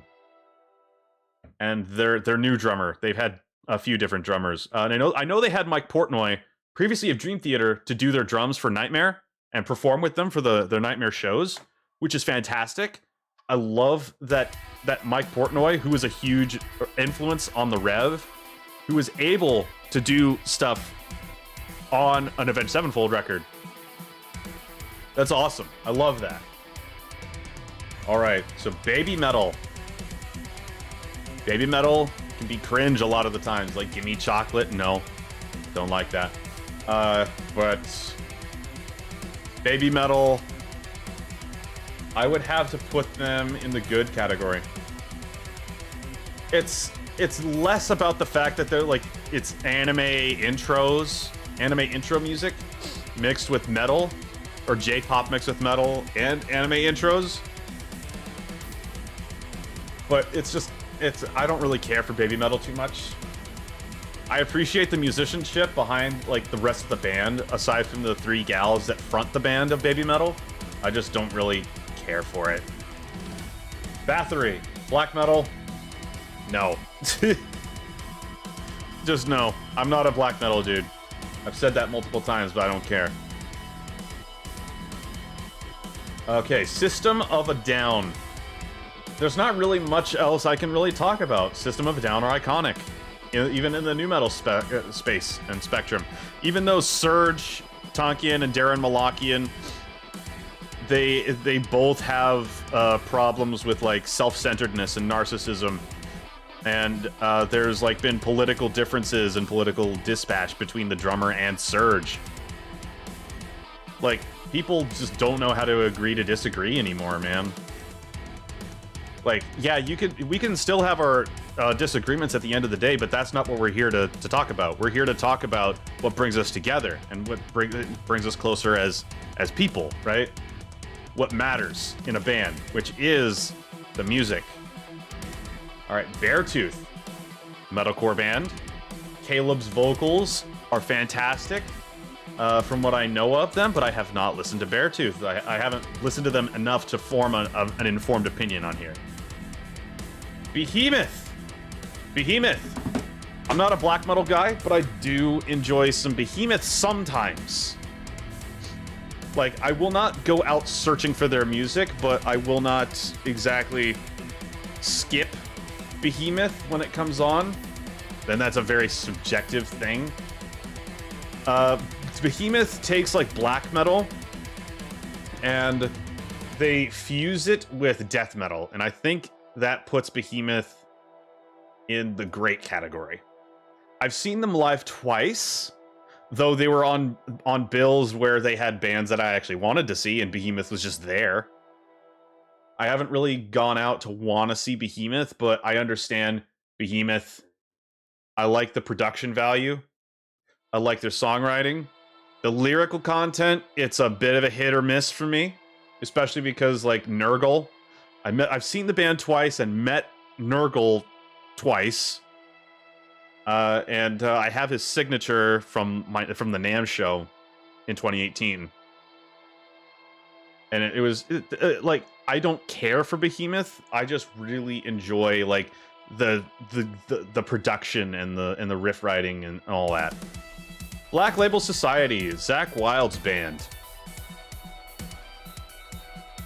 Oh boy.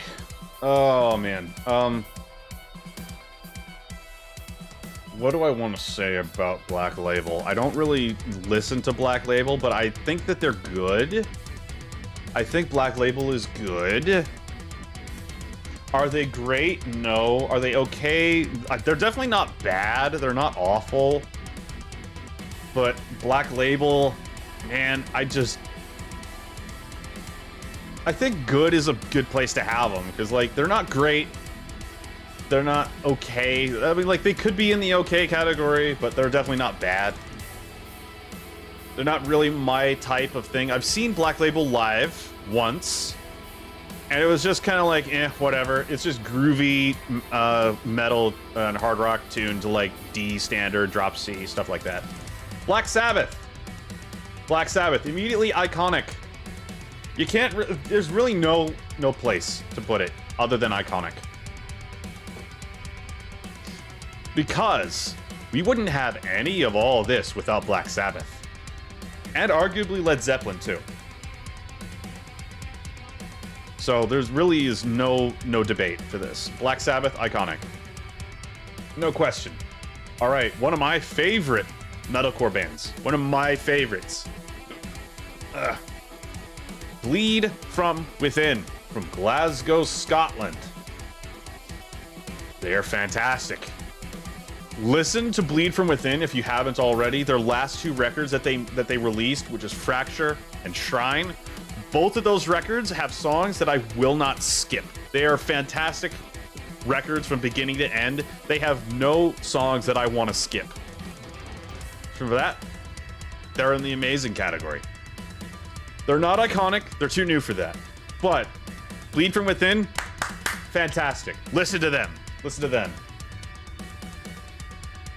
Blind Guardian. Blind Guardian.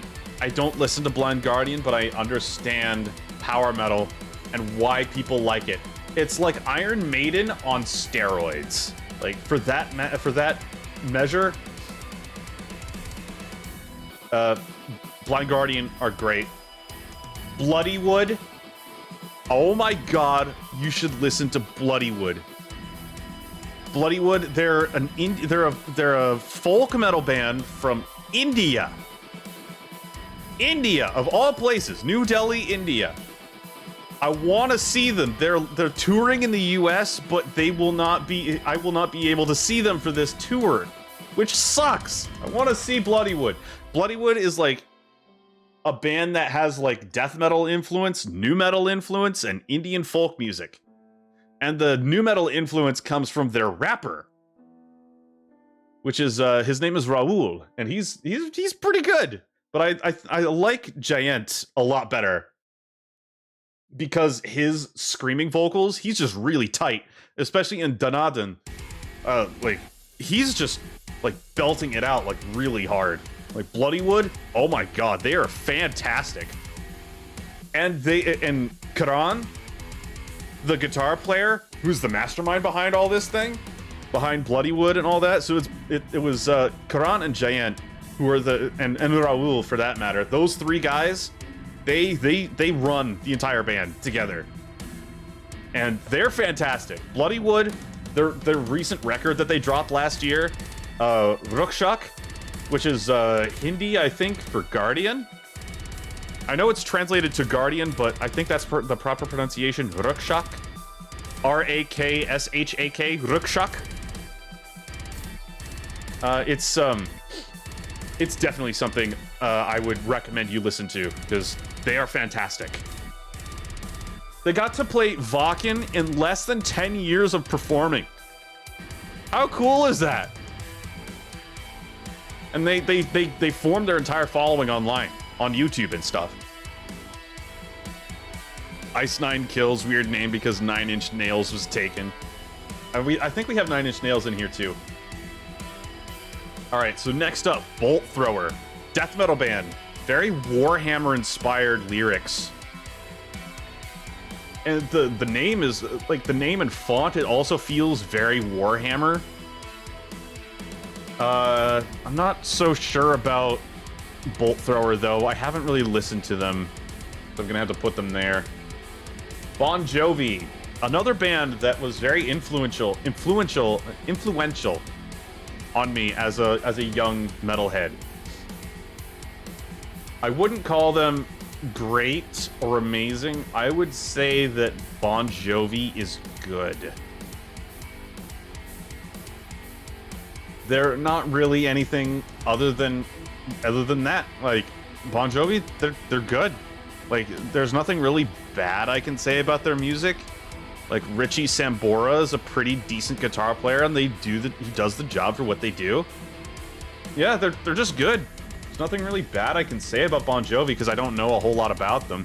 Oh yeah, It's My Life, Living on a Prayer, those 2 songs, it's like, it's whatever. Brain Drill. I have not listened to their music, but they are a grindcore band, that I know for sure.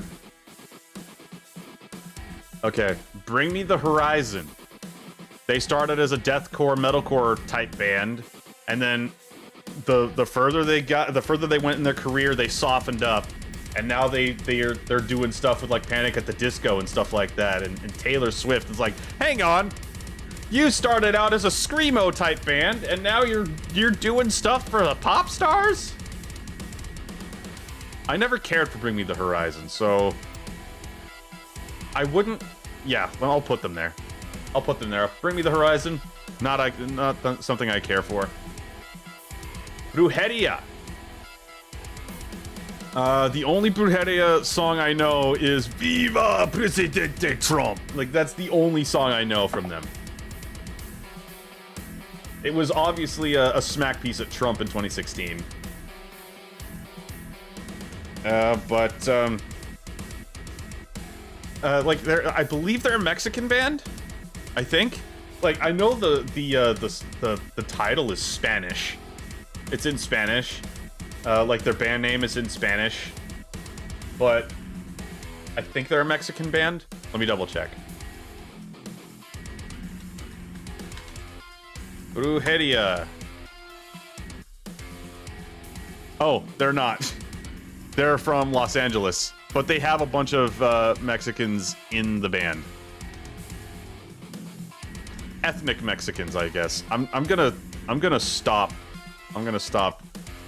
Okay, but Brujeria, I'd say they're okay. I haven't listened to them since 2016, ever since I heard the Viva Presidente Trump thing. I don't really care for that.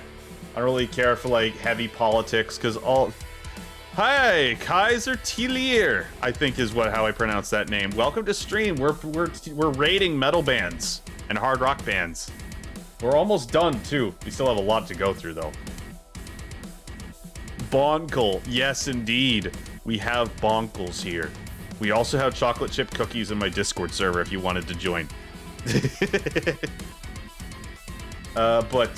Bullet for My Valentine, one of the first metalcore bands that I have ever listened to and enjoyed. I heard their, what was it? This is a true list. It contains Cryo Shell. You saw it. It's right down here. I mean, as a Bionicle fan, I gotta add Cryo Shell to it. They're a hard rock band. Bullet for My Valentine, though. Where to put Bullet?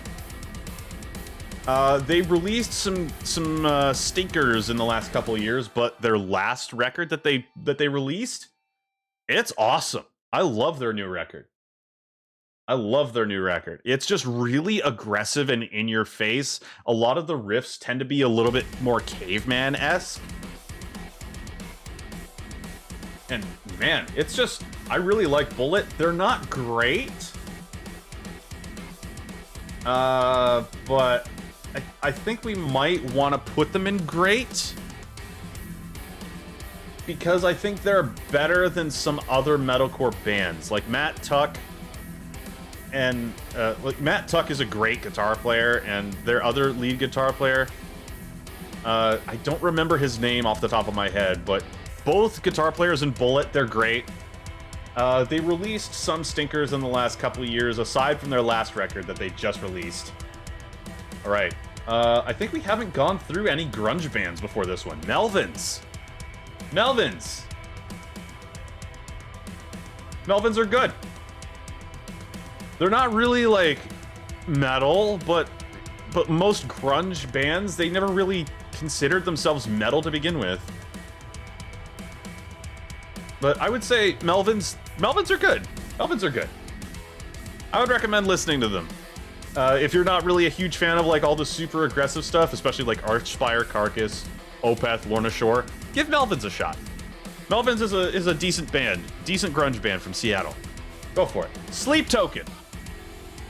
I kind of enjoy the aesthetic of Sleep Token. Like, you don't really hear any, you don't really see the name, like, they go in with the theatrics. You don't really see their real faces. It's something I enjoy. Will Ramos, the vocalist for Lorna Shore, Sleep Token is his favorite band. I don't hear a whole lot of Sleep Token, but I'm gonna say they're good as well. There's nothing really bad to say about them. Actually, I'll put them in great, because I've heard one of their songs before, and they write something really cohesive, and they write stuff that's unexpected, but in a good way. If that works, if that makes sense. Okay, so next up, Dokken. Dokken, a hair metal band from the 80s. You might know a name called George Lynch, one of the great guitar players of the time. George Lynch, Dokken, Mr. Scary, hello. Dokken, I don't like glam metal, but I'd say Dokken's pretty great. Mainly because George Lynch, but Dokken, great. Cannibal Corpse. Cannibal Corpse. Cannibal Corpse is like Slayer times 10.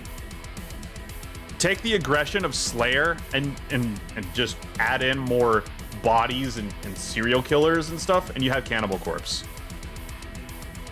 Oh yeah, and replace Tom Araya's like shrieking highs and falsettos for like Chris Barnes, and now George Fisher's growls, guttural vocals. I like Cannibal Corpse a lot more than 6 Feet Under, so I'm gonna have to put them in the great category as well.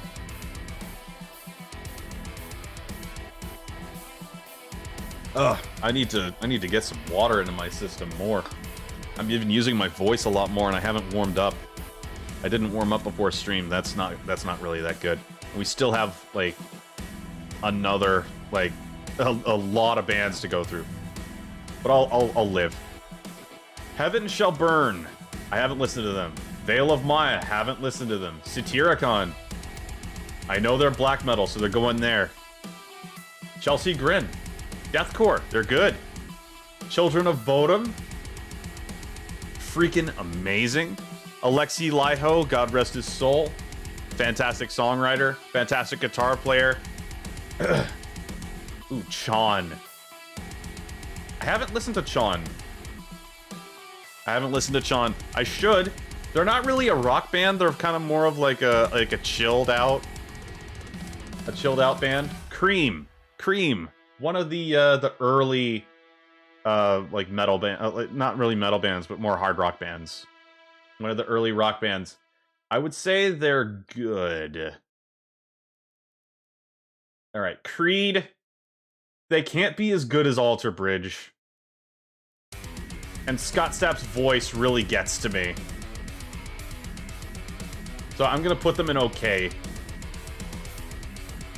Cryoshell. All right, Kaiser, if you're still in chat, we're on Cryoshell now. We're on Cryoshell. So I would put Cryoshell here because there's not a whole lot of material that really warrants Cryoshell being up here, especially up in the Lorna Shore and Archspire territory. The songwriting, it's good, but like the playing and stuff like that, and the atmosphere, it's not as good as it possibly could be. Especially in regards to like Lorna Shore and Archspire, maybe even Opeth. All right, Whitesnake. They were a glam band in a lot of ways, and a lot of senses, but they were also pretty good. I like the guitar player. There's just not a whole lot I can say about Whitesnake other than the fact that Whitesnake is pretty good. Merciful Fate, one of the first black metal bands to grace the scene. With King Diamond. I'd say they're good. There's not a whole lot I can really say about it. Okay, next is Contortionist. Haven't listened to the Contortionist. Black Veil Brides. Okay. The vocalist is really talented. Even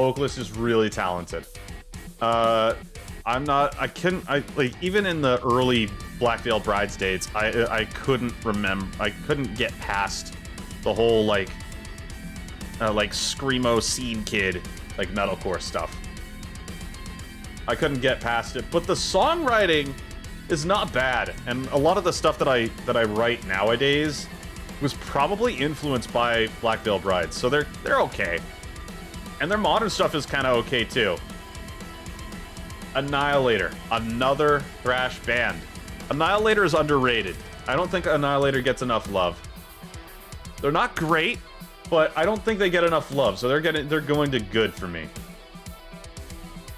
Ooh boy, we're getting into the three-tier categories. Machine Head. All right, we're finally at Machine Head. I don't care for Machine Head too much. Even though the songs, they can be written pretty well. It's just the lyrics can be pretty cringe sometimes. And Rob Flynn, not the smartest guy in the world. He definitely has room for improvement, but he's definitely not the smartest man in the world. So I would say Machine Head is okay. Like, they have songs that are serviceable, like Davidian and Burn My Eyes, or A Thousand Lies, I'm pretty sure. Okay, Halloween, power metal band.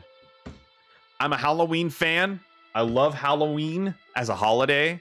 Halloween, though, one of the first power metal bands that I got into. And as soon as I learned how to play guitar and have good, like, bending and vibrato and all that, Halloween... It's like they're okay. Like the Keeper of the Seven Keys albums, like their guitar player, like their lead guitar player, really needed to like slow it down on the bending a little bit, and definitely slow down on the vibrato. It wasn't really that good. All right, Rest Repose. This was a band that was started by a bunch of YouTubers. Jared Dines, Ryan Bruce, or Fluff. Got to meet both of them a few years back at NAMM 2018. Rest Repose. They're good.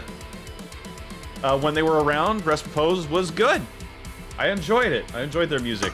Never got to see them live, unfortunately, but if Rest Repose ever makes a comeback, I would love to see them live. I'd love to see them live. Godsmack. Godsmack. One of the new metal bands that they're okay. I don't really care for them too much. They're all right. Dark Funeral and Dark Throne. Black metal bands. Not really care for them. Death Angel, though, thrash metal band. Thrash metal. I've seen Death Angel once and got to meet the guys in Death Angel. And actually even got to see a Death Angel Christmas show in San Francisco a few years back.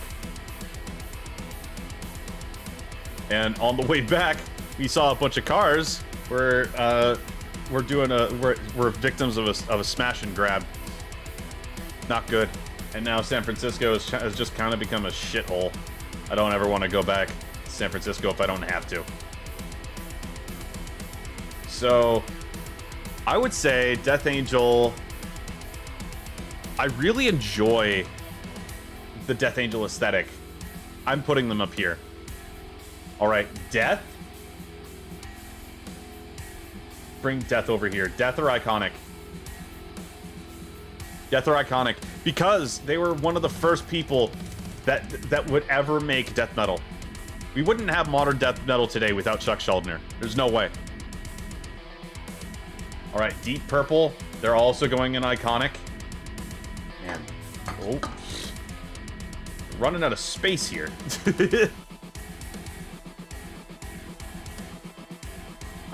Demon Hunter. Demon Hunter. So Deep Purple. Smoke on the Water. We wouldn't have modern metal today without Richie Blackmore and Deep Purple. Very funky band. Smoke on the Water. Definitely something every guitar player has heard before. Demon Hunter. Demon Hunter. They're a Christian death metal band. They write some pretty good stuff. I gotta say, Demon Hunter's pretty good. I've heard some of their stuff. Demon Hunter's great. I really enjoy like the whole like they go aggressive for one album, and then the second album it's just kind of like mellowed out. Like War and Peace, I'm pretty sure is what it is. Let me scroll down and find it. Ba-ba-ba-ba-bum, ba-bum-bum-bum. Here we go. Yeah, it was this one. So Demon Hunter released their album War and their album Peace together. It was a double release, a double album. War has all of the, like, all the songs here. Oh, all the songs here on War, they're all aggressive. And on Peace, they're a lot more chilled out and laid back. Both albums, though, I recommend. And even their entire discography. Like, it can be hit or miss, but their entire discography is pretty good. I put Demon Hunter with Rest Repose in the good category. All right, now the Devin Townsend Project. How ironic and redundant, Peace but Demons. They're a Christian death metal band, so it just kind of works for me. Devin Townsend Project, or the Devin Townsend Band, whatever. But the Devin Townsend Project, oh boy. I love the Devin Townsend Project. I love progressive metal, and the Devin Townsend Project is one of my favorites. Devin Townsend in general is one of the people that I feel like you could just talk to about music for hours and never get tired of listening to, because he's just a funny guy. He's a funny guy. I really enjoy Devin as a person, at least from what I see on YouTube. It's just too bad that he's just chronically tired from his job all the time. It's too bad. All right, it seems like Diamond Head is up next. Diamond Head, one of the main influences on Metallica, which should still be in here. Yep, right there. Like Reverse Hell Christian from Metalocalypse had a church with the devil, I guess. I don't know a whole lot about Diamond Head, but I do know that they were good enough. The only Diamond Head song that I really know is Am I Evil, and any Metallica fan will know Diamond Head.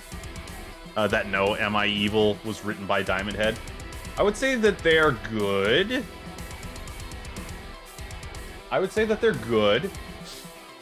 Dillinger Escape Plan. It's like mathcore.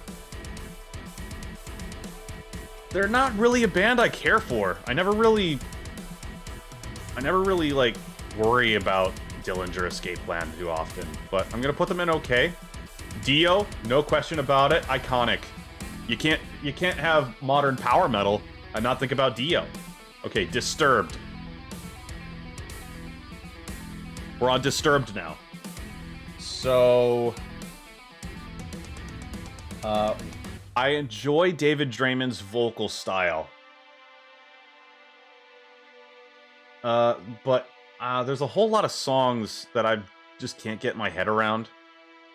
I can't really think of them off the top of my head at the moment, but I still think Disturbed is great. And they still put on a really good live show.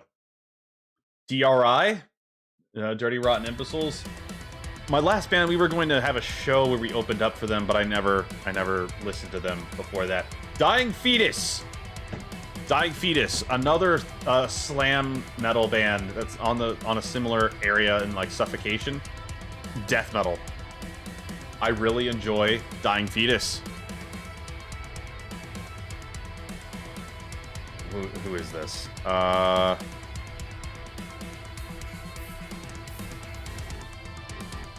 I remember this. Is this Amaranth? Oh, this is Queensryche. Never mind. Queensryche. Prog rock. Early prog metal. Prog rock. So Queensryche. Another Washington band. I grew up as a kid. I grew up in Washington State, and I was trying to find a lot of bands and different like groups of people that like grew up and lived in Washington and came from Washington State, and I found a lot of camaraderie in that, even though I didn't really ever meet the guys in the band. But Queensryche, they're pretty good. Like their songwriting, their guitar player is fantastic. I think I put Queensryche here. All right, now we're on to Trivium. Trivium is probably, aside from Bleed From Within, my favorite metalcore band. They started as metalcore and they just kind of became their own thing. Trivium is amazing. Matt Heafy is also on Twitch. He does a whole lot of Trivium stuff, like live all the time.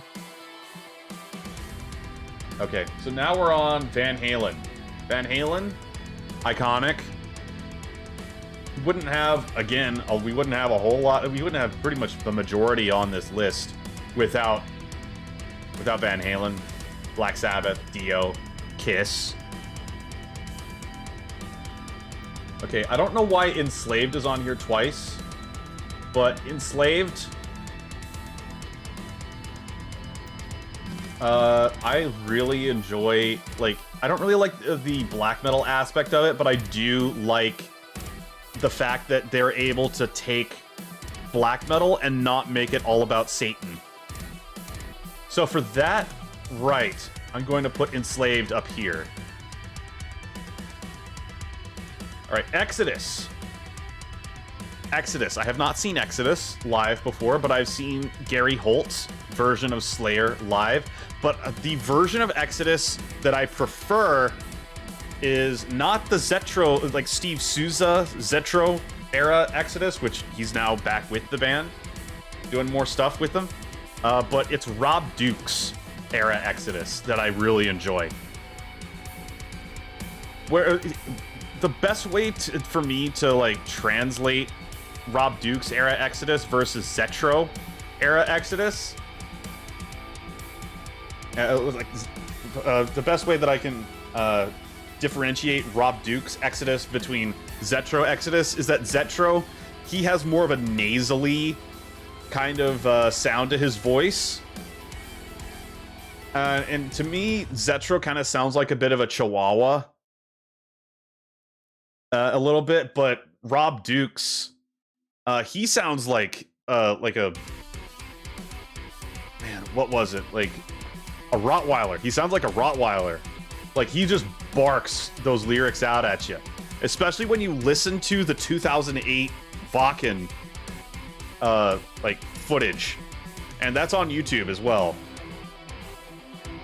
Like, if you hear, like, Blacklist, or Bonded by Blood, or Strike of the Beast, I love Rob Duke's renditions of those songs.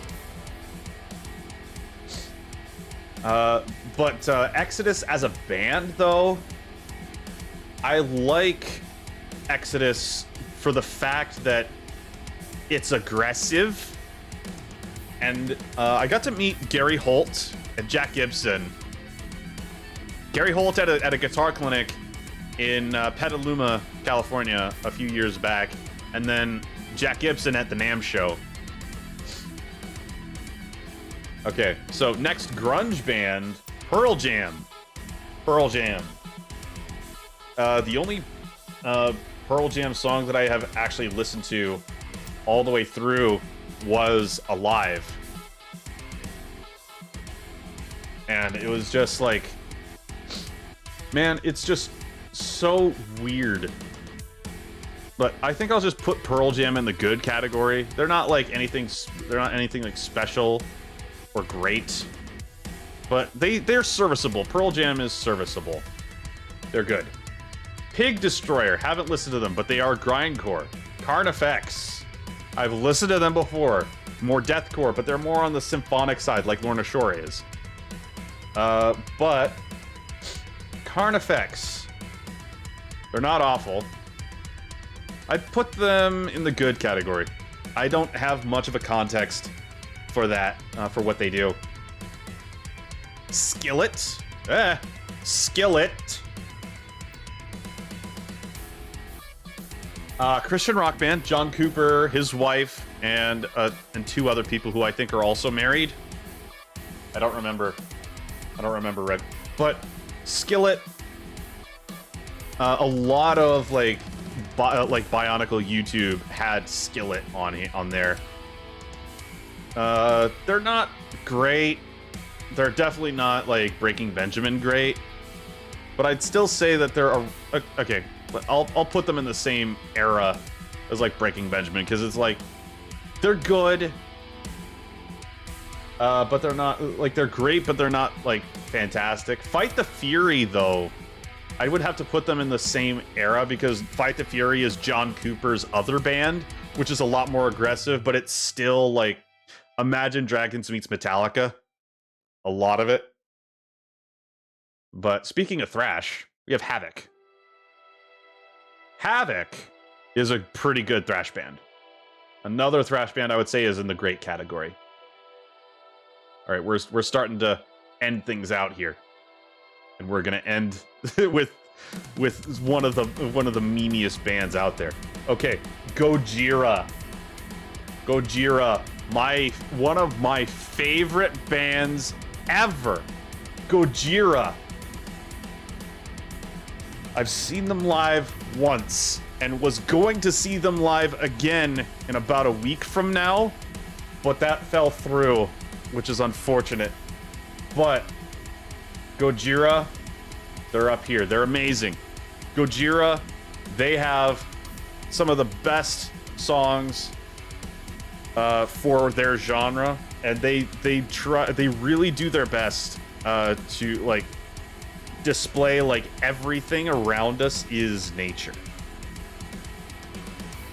Everything around us is nature. Like, the microphone I'm speaking through to you now, that's nature. The keyboard I have, that's nature. The house that I'm sitting in right now, that's nature. Everything around us is nature. But it's also kind of like, it's all man-made as well, so. All right, next up, Gore Guts. I don't really listen to them, so I'm gonna have to put them in this category. Gore Guts. Guns N' Roses. Guns N' Roses, I would have to say, are iconic because Slash and Axl Rose. Hammerfall. Hammerfall. Hammerfall is a pretty decent power metal band. I wouldn't say that they're great. I would definitely say they're good. Hearts. Man, I really want to put them in iconic, but I'm gonna have to put them in amazing. There's already too many bands in the iconic tier for what it is. But let's just screw it. Just screw it. I'm putting Heart there because without Barracuda, I wouldn't have like picked up guitar as a whole. All right, Tool. Progressive rock. Could kind of be metal in a lot of ways. Tool. I'd say Tool is pretty great. I like Tool. I like Tool a lot.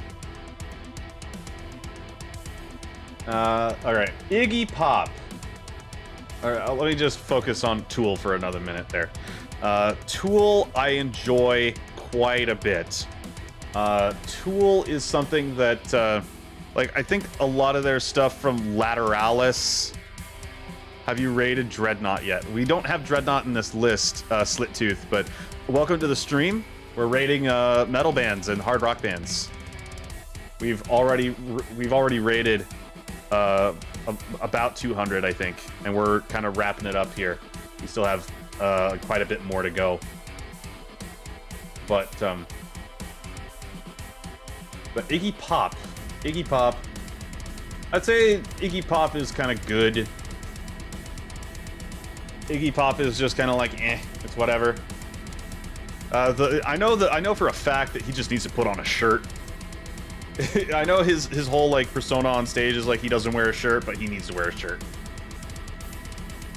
Hatebreed, hardcore band. Jamie Josta, the vocalist. He's really the only guy I know from Hatebreed. I know of from Hatebreed. I don't know him personally, but I know of him. Hatebreed. Pretty good. There's nothing really special about Hatebreed. There's nothing, like, okay. Like, it's good. I just don't really care for them. Immortal? No. Infant Annihilator. Deathcore. Tech Death. Don't listen to them, though. But I would still say they're good. Judas Priest. Iron Maiden. They both go in iconic. because I say so, and because a lot of metalheads say so as well. Judas Priest, Iron Maiden, iconic. Again, you wouldn't have a whole lot of these different bands without Judas Priest and Iron Maiden. You just wouldn't. All right, Kid Rock. Kid Rock. He's, from what I know of, he's just kind of like, eh. He's just kind of like edgelord, like sticking it to the man no matter who's in charge. Especially recently.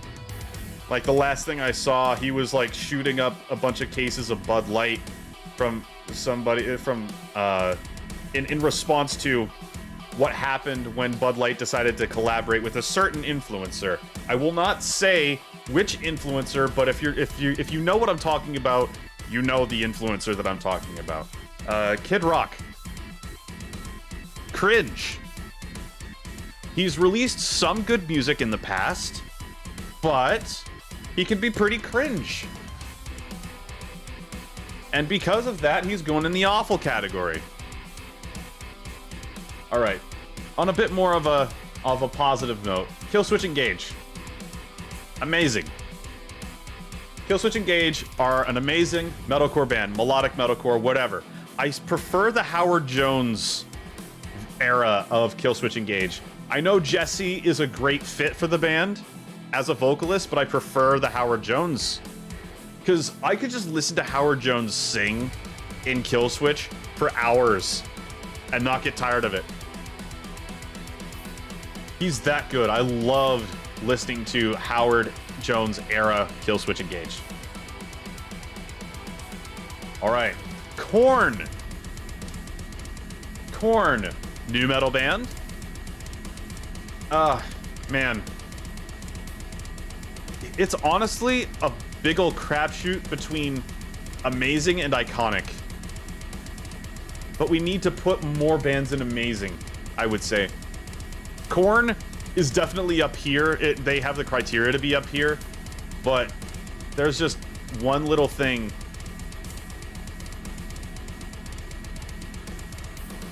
Where did Slaughter to Prevail? They're in here. They're in here somewhere. They are definitely in here somewhere. I remembered to put them in here. It's just all of this is so mixed up and everything. If I'm remembering correctly, I know I downloaded the band logo for it. Did I remember to do this?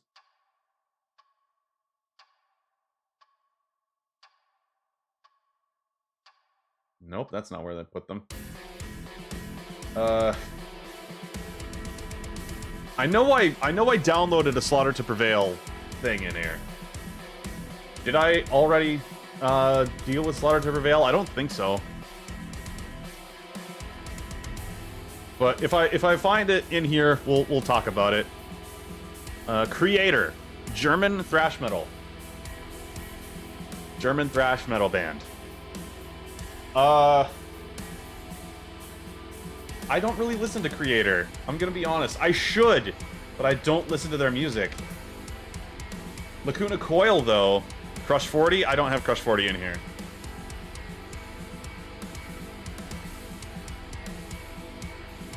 Let's see. Lacuna Coil. I've seen them live once and got to meet Christina Scabia. I would say they're good.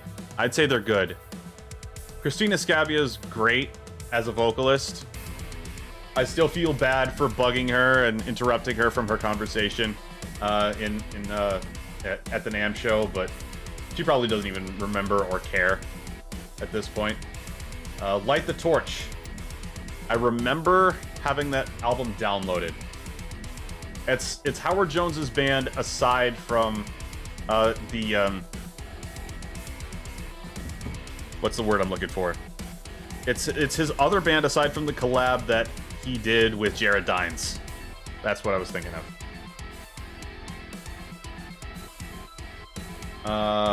So, man, Why do I not see anything like Slaughter to Prevail in here? I remembered to download it.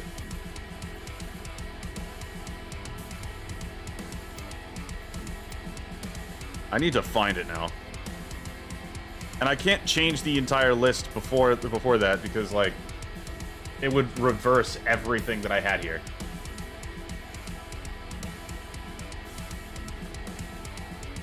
But Slaughter to Prevail, I think, is in the amazing category along with Lorna Shore. If I find it, amazing category with Lorna Shore. Because they're great. Ezo? They're not in this list. Light the Torch. They're good. They're good. I remember listening to their album. It was okay. It was pretty good. Limp Bizkit. Okay, this is a loaded one. Limp Bizkit. They get a lot of flack from Fred Durst. Limp Bizkit gets a lot of flack for Fred Durst. But the rest of the guys in Limp Bizkit, they are talented as all hell. Like Wes Borland, the guitar player. Yeah, I agree, Slittooth. Limp Bizkit, aside from Fred, like if you put all the flack from Fred Durst aside, Limp Bizkit's good.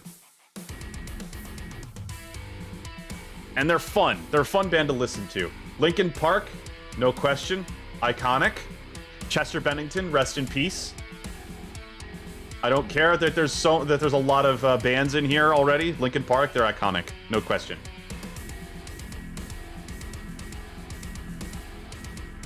Lamb of God. I have Pantera in here too. That one I remembered to put in.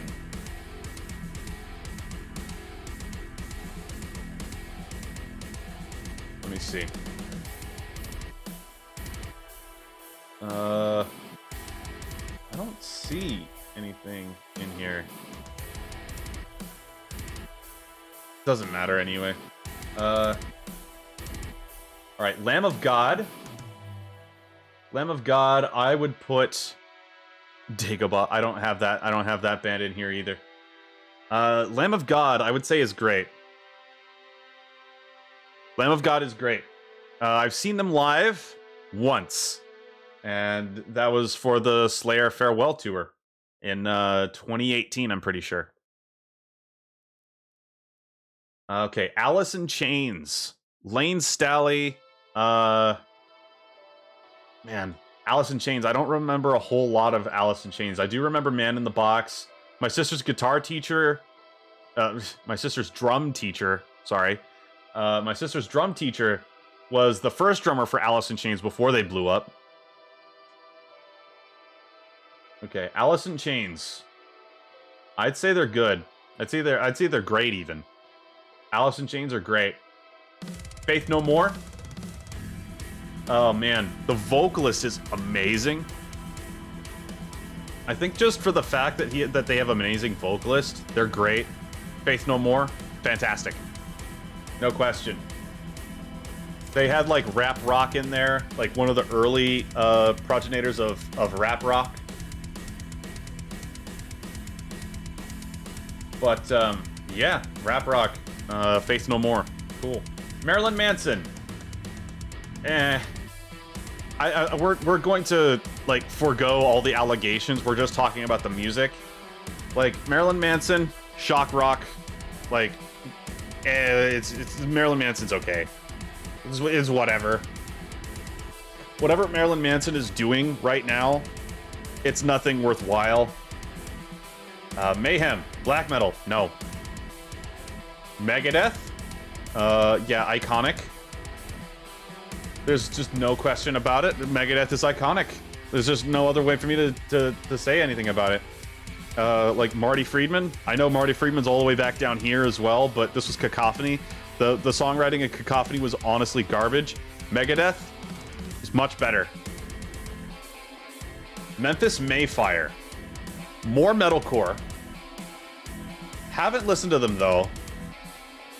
Alright, so Meshuggah, Swedish Gent Godfathers. Basically, you if you've heard Bleed, the song Bleed before, you know Meshuggah. It's the it's the song with all the hurtas, like it's that song, right? I've listened to their other material though, and have wanted to listen to their other material. Meshuggah is great. Meshuggah is amazing. Because all of their songs are very technical. Like, they require a lot of, like, being able to pay attention to what they're playing. Alright. Metallica. Again, no question. Iconic. No other way to put it. Iconic. Metallica and Megadeth. They're iconic. Metallica's newer stuff, though, aside from Death Magnetic, post-Black Album Metallica, aside from Death Magnetic, haven't cared for it. Even Death Magnetic has, like, a lot of snorefests. Like, when you're really thinking about it, like, all the good songs on Death Magnetic, Rob Trujillo wrote. All Nightmare Long, Rob Trujillo wrote that. Suicidal Redemption, Trujillo wrote that. Like, all the good Metallica songs from the modern day are songs that the newbie in Metallica have written. And then the new solos that Kirk Hammett has been laying down, pure laziness. The pentatonic scale, it's just pure pentatonic scale wankery with a bunch of wah on it. And it's just like every solo sounds similar to the last. And it's not good. Ministry. Industrial metal band. Ministry, they're okay, I would say. I don't really care for them too much. But I do know people that really like this band. There's not really much I can really say about it. But Monuments, they're another gent band. I would say that they're good, though. Monuments is another band I would say are good. Motionless in White. Another metalcore-ish style band. I'm not a fan of them. Especially after Knotfest 2016. They were on the main stage. They were one of the first bands on the main stage at the end of the night of Knotfest. They took so long to get onto the stage that the rest of the bands had to cut the rest of their sets just so that Slipknot could get on stage on time. And that really soured the taste in my mouth for this band. I'm not huge for them. And when I listen to their music, actually, like, it wasn't awful, so I can't put them in awful despite that one experience, but I can say they're okay. They're eh. Motorhead. Iconic. Motorhead is iconic, no question. What is this? Is this Bathory? Or did I put Bathory in here already? This might be Bathory. Let me double check that.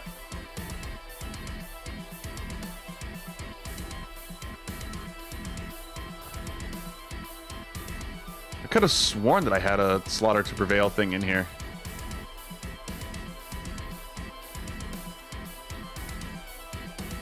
Don't I? Either way.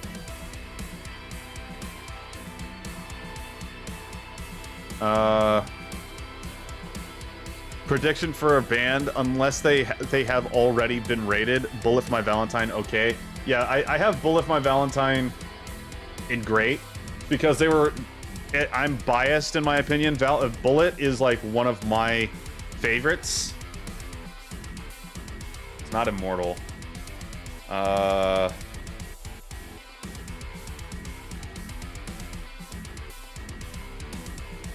gonna guess that it's Bathory. But that's an I, I'm pretty sure. Oh no, it's Nails. Never mind. Nails, grindcore band. Haven't listened to them. Napalm Death. Napalm Death, grindcore. They're okay. The very heavy left-wing politics, not a fan. It's like they're only showing like the one side of the story without showing the other. Nevermore, though. Nevermore, amazing. They're not around anymore, but But you can't really have Nevermore without the vocalist, which is Warrell Dane. He passed away a few years ago. But Jeff Loomis, the first real band Jeff Loomis had, Nevermore, fantastic. Chris Broderick also in the band for some time before the band's dissolution, I guess. Newstead, Jason Newsted's metal band, who he's actually bringing back. I would say Newstead is nothing special. They're okay. Newstead's okay. Obituary. Oh, D standard tuned Stratocasters chugging away. I'd say Obituary's good. They're nothing special, but they're definitely good. Lots of slow, like chug fests that like you can bob your head to. It's like, yeah, it's fun. Obscura, haven't listened to them. Of Mice and Men, I know they're metalcore, haven't listened to them. Pantera. Do I put them in amazing or do I put them in iconic? Oh man, this is gonna be a tough one, chat. Do we put it in amazing or iconic?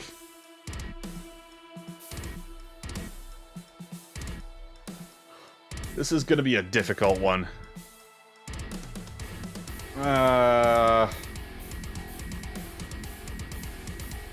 I'm gonna have to put them in iconic. Because Dimebag, Vinnie Paul. They're just too influential to not put them in iconic. Papa Roach, all the way back down here. Papa Roach, the only thing I know of is Last Resort. The only thing that I know of that they did is Last Resort. Man. What are the last few bands rated? I got 9. Oh, I got a 9 I got a 9 ad long break. Holy crap. What were the last few bands rated? I put Pantera here, Nevermore here, and I put a few down in OK or something like that. Do you remember which one was there? What we were talking about before? Oh, Obituary was good, that I remember.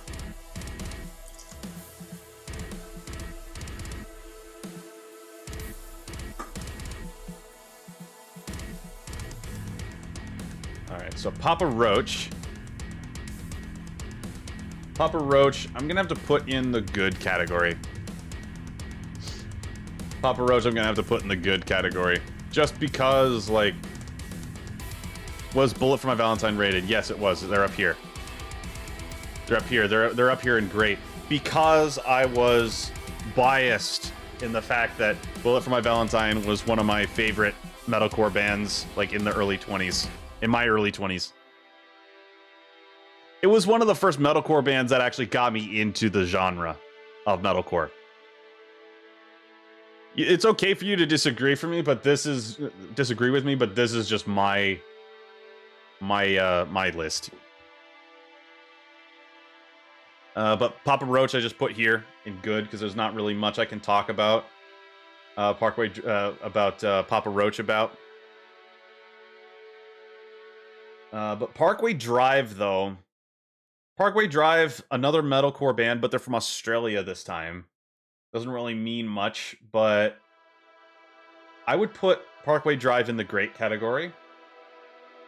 With BT Bam, Bullet. I think those are the only others. I guess you could count Battlecross in that, but Battlecross isn't really a metalcore band. They mix metalcore with thrash metal. They're pretty good. Periphery, though. Periphery are amazing. And Misha Mansour has a big influence from Meshuggah. Why is Halloween down there? Because their songwriting isn't great.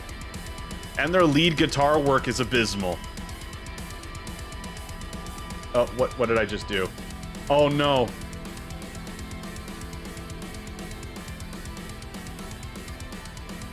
Okay. Woo! Okay. I was scared for a second. I must have brushed against one of my side mouse buttons. But as I was saying, Periphery, right? Periphery. They have like a huge influence from Meshuggah.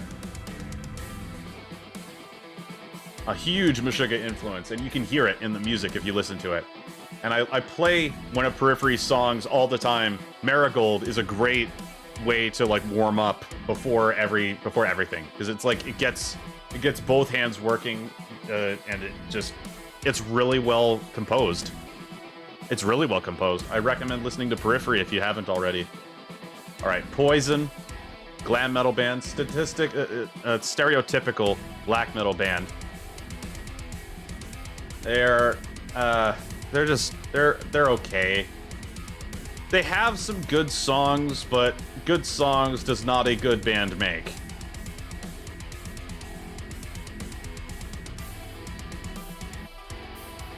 I just don't really care for Poison too much.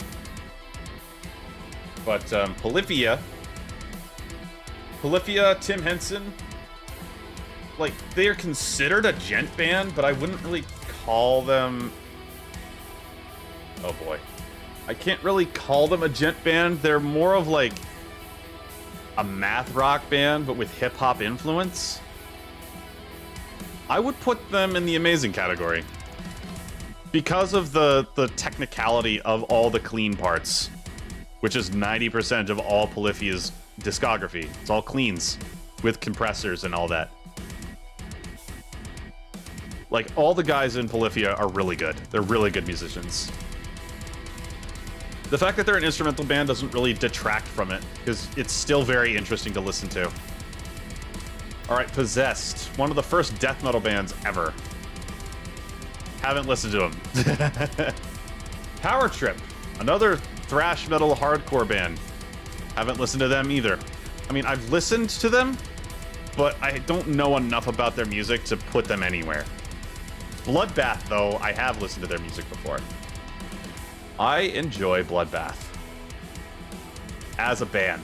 They're not as good as Opeth, I would say, but they are definitely great. Bloodbath is really good. If you listen to their... Okay, so if you listen to one of the, like, let me find it. Because I have the records. I have the record in it.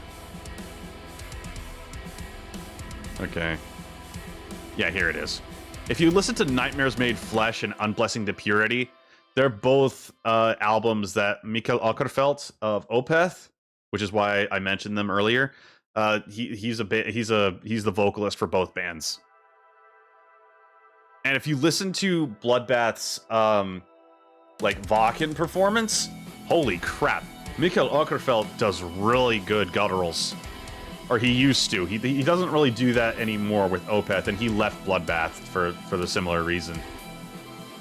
But we're almost done, chat. We're almost done. All right, we're on to Puddle of Mud. Puddle of Mud. Nah. Like post-grunge, I would say most post-grunge is okay.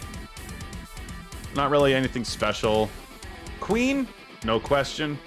They go straight up here into iconic. No question.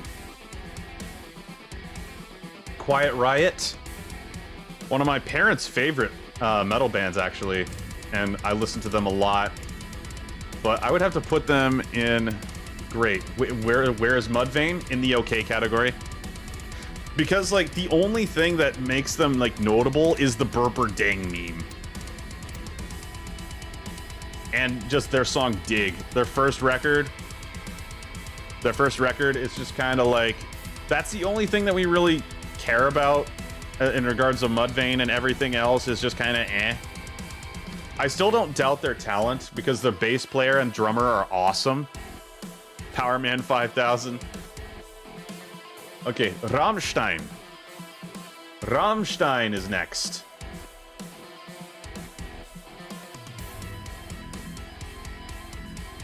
Rammstein, I would put in the great category with Fear Factory and Static X. To me, they're not in... I would say I like Static X more than Rammstein, but I would still put them in the same caliber as both of them, because they're honestly both really great bands.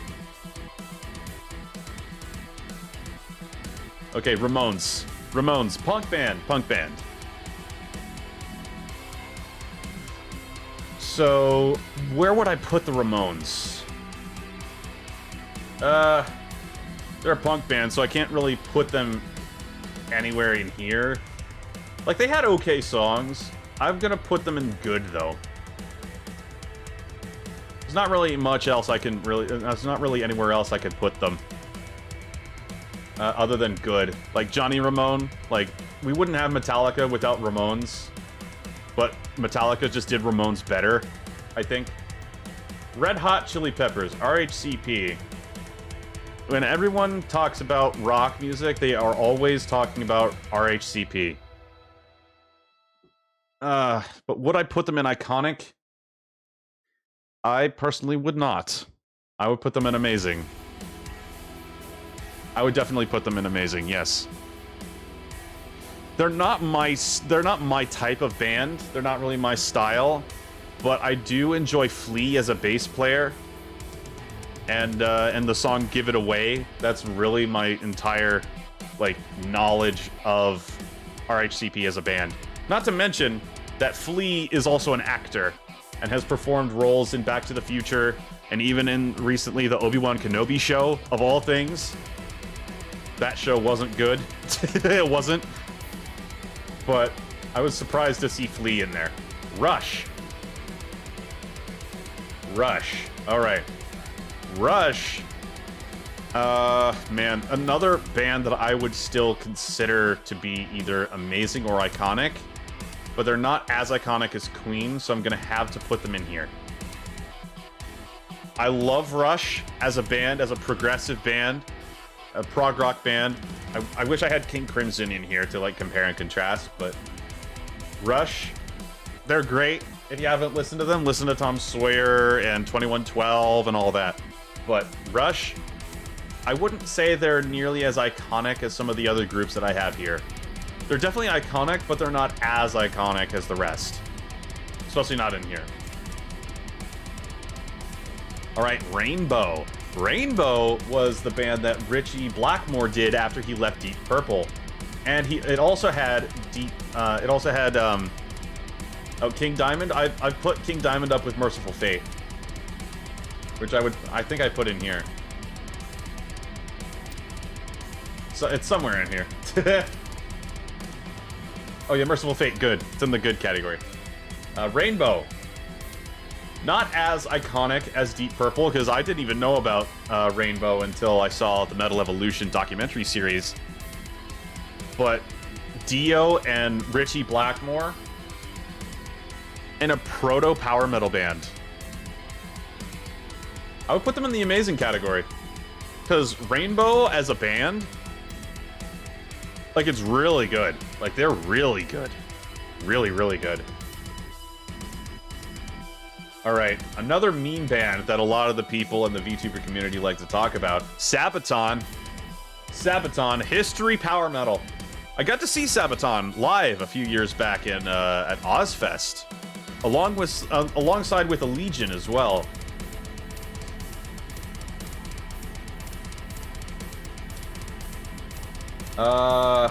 Sabaton, though, where would I put them? I wouldn't put them in amazing. I would definitely go great. I think great is fair. I think great is fair for this. You don't like King Diamond? Oh no, I put Merciful Fate with King Diamond in here. Whenever I'm talking about King Diamond, I'm talking about Merciful Fate as well.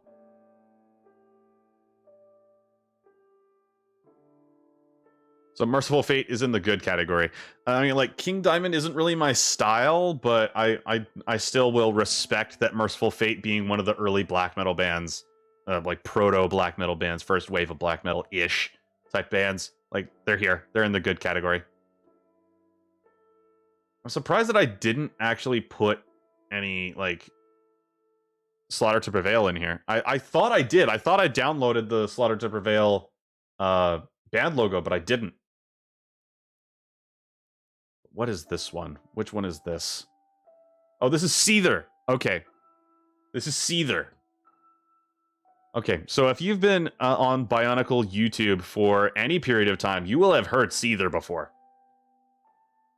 Seether is, I would guess, a nu metal band, because they are definitely not light enough to be considered hard rock, but they are definitely heavy enough to be considered metal.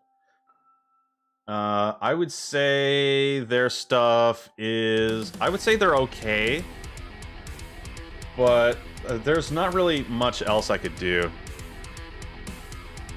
King. Sepultura from Brazil. Sepultura. Sepultura. They are a band from Brazil that originally started out as a thrash band, kind of dabbled in death metal, and then became a nu metal band after. And now they've just kind of become like their own thing. I think I have Soulfly in here too, somewhere. Yeah, it's in here. Okay, so Sepultura. I'm talking about like thrash era Sepultura. I would put them in the great category, but since they moved down to like nu metal-ish, I would put them here. Oh, I have Cryoshell in here. I just need to find them. Let's see. Yeah, Cryoshell's here. They're in the good category. There's so many bands in here, I must have lost track. Sex Pistols, let's go. Punk, more punk. I'm not really a huge fan of punk, surprisingly enough, but punk shows, punk bands, I would put them in either okay or good. But because of the effect that they had on Megadeth, I'm gonna put them in the good category. Just because, you know, like if I make any revisions to this this specific tier list, I'm gonna add Slaughter to Prevail in here, and a few other bands that I missed. Sixth. I have not listened to Sixth, but I do know of Sixth. That's why they're in this list. They are supposedly a gent band. I just don't know a whole lot about them. Sleeping with Sirens. Again, don't know a whole lot about them. But I know that they're, like, associated with, like, Screamo and stuff like that. Like, this, like Attack and Blackfield Brides and stuff like that. Soulfly. Max Cavalera's other project after he quit Sepultura. I would put them in the same caliber as Sepultura, because it's like it's its own thing, but it's also like it's nothing different. All right, Soundgarden. Soundgarden, I think, are great. I enjoy Soundgarden a lot. Oh, I'm surprised Nirvana's not in here. I remember putting Nirvana in here. Velvet Revolver? I do not have Velvet Revolver in here.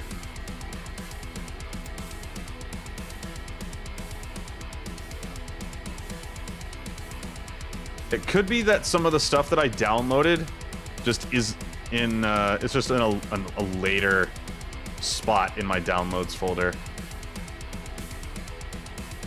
Hailstorm I don't have in here.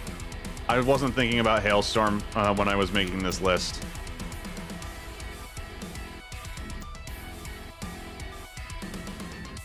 And to be fair, I also did not put my own band in here either. I did not put my own band in here, because it would have been unfair. Oh, and I don't have Nile in here either. Man. I would have put Nile in there if I remembered. I mean, I did put a Nile in here, but I don't have it. But yeah, it looks like some of the band logos that I put in here that I downloaded just were in a lower spot than my yeah, than the rest of the logos that I had. That's fine though. Okay, Spirit Box. They're kind of like a metalcore. They're definitely metalcore, but they kind of like hover around gent. I like them. I like Spirit Box. They're not amazing, even though I think they're around the same like caliber of virtuosity as Archspire, but in a different way. I would put Spirit Box in great. They're definitely great. Not amazing. I don't think they're quite at that caliber yet, personally, but I understand why people would disagree with me. Stone Temple Pilots. Stone Temple Pilots. I'd say they're good. I haven't really listened to a whole lot of their music, and I honestly don't remember a whole lot about them. Do I see Skillet in great? Yes, you do, along with Fight the Fury, John Cooper's other project. All right, next up, Strapping Young Lad. This was the project that Devin Townsend had along with his personal project. Strapping Young Lad. Great. They are great. Wherever I put the Devin Townsend project, I'm pretty sure... Okay, yeah. I put Devin Townsend project in Amazing. I think I'm gonna put Strapping Young Lad in Amazing as well. Just because, like, Devin Townsend is a fantastic musician and has a really good vision for what he wants to hear in a band. Atreyu, though. I haven't listened to much Atreyu, but I have listened to them. I just don't know enough. I don't know enough about them in order to give an informed opinion. Suicide Silence, on the other hand, I have met them. I've met the guys. I have a signed copy of one of their albums that I got back at Ozfest or Not Fest, whichever one. But I met the guys in the band. They're honestly really cool. I enjoyed talking with them. But this was like back in 2016, and I'm remembering things a little bit from a biased point of view. Nickelback is the last band we're gonna be rating. Yes, sir. Suicide Silence. Mark Heilman of the band probably said it best. Like, it's very caveman-esque riffs. I would have to put them in good, just because, like, I think I prefer Lorna Shore, Whitechapel a lot more. Alright. I think this is one of the last thrash bands. Okay, I think Warbringer is the last thrash band. Let's see. Suicidal Tendencies. I've seen them live. And I've seen some of their older stuff. I've heard some of their music before. I just don't remember a whole lot from it. But I don't think they're great. I think they're good. I don't have enough of an informed opinion to know. But I have listened to Suicidal Tendencies. But it was like 6 years ago that I last saw them live. Amaranth. This a Swedish band. And I haven't really listened to them a whole lot, but they are honestly really good musicians. Amaranth, I'd say, is great. Next to Spirit Box, I would say that pretty much. Silosis, a fantastic thrash style band. So it's like the guitar player from Architects and the drummer from Bleed From Within, who's in this band. Both fantastic bands. And I'm pretty sure I had Architects in here, but I just don't remember if I had it in here or not. I don't remember at all. But Silosis, amazing. Silosis is amazing. The riffs are all in E standard, which is, I find, honestly shocking. Like, a band this good having riffs in E standard. It just really goes to show, like, you don't really need to down-tune your guitars at all to make really heavy-sounding music. You don't. All right, next up. I'm gonna have a hot take for this one. The Black Dahlia murder. I respect the guys in the band, and I really feel for them that that Trevor Stannad is no longer with us, the vocalist. He unalived himself a little while ago, and they got a new vocalist, but they just haven't really been the same after that. Just whatever. I don't really like the Black Dahlia murder too much, because like all their songs sound the same. I listened to their discography about a month or so ago. Like on my way to and from work, I listened to their entire discography from front to back, and I couldn't tell you anything other than like I listened to them, and that was it. I don't know, and I don't really care for them, but the fact that they write some pretty technical stuff, I'm gonna have to put them in the great category, even though I don't think that they're doing anything new with the death metal sound. Now with my band, I thoroughly understand that I'm not doing anything new, and I'm totally fine with that. All right, the Kinks. You really got me. You really got me. That's really the only thing that I know of. I would say the Kinks. They're good. Kinks are good. There's not a whole lot that I can really say about it, so I'm just gonna leave it there. All right, so which one is this? What even is that?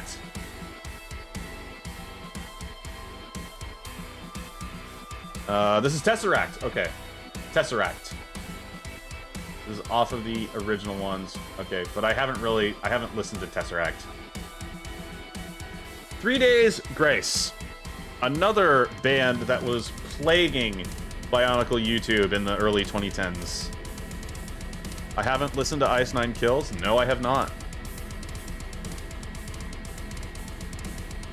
But I know of like their music videos, and they have like horror movie stuff.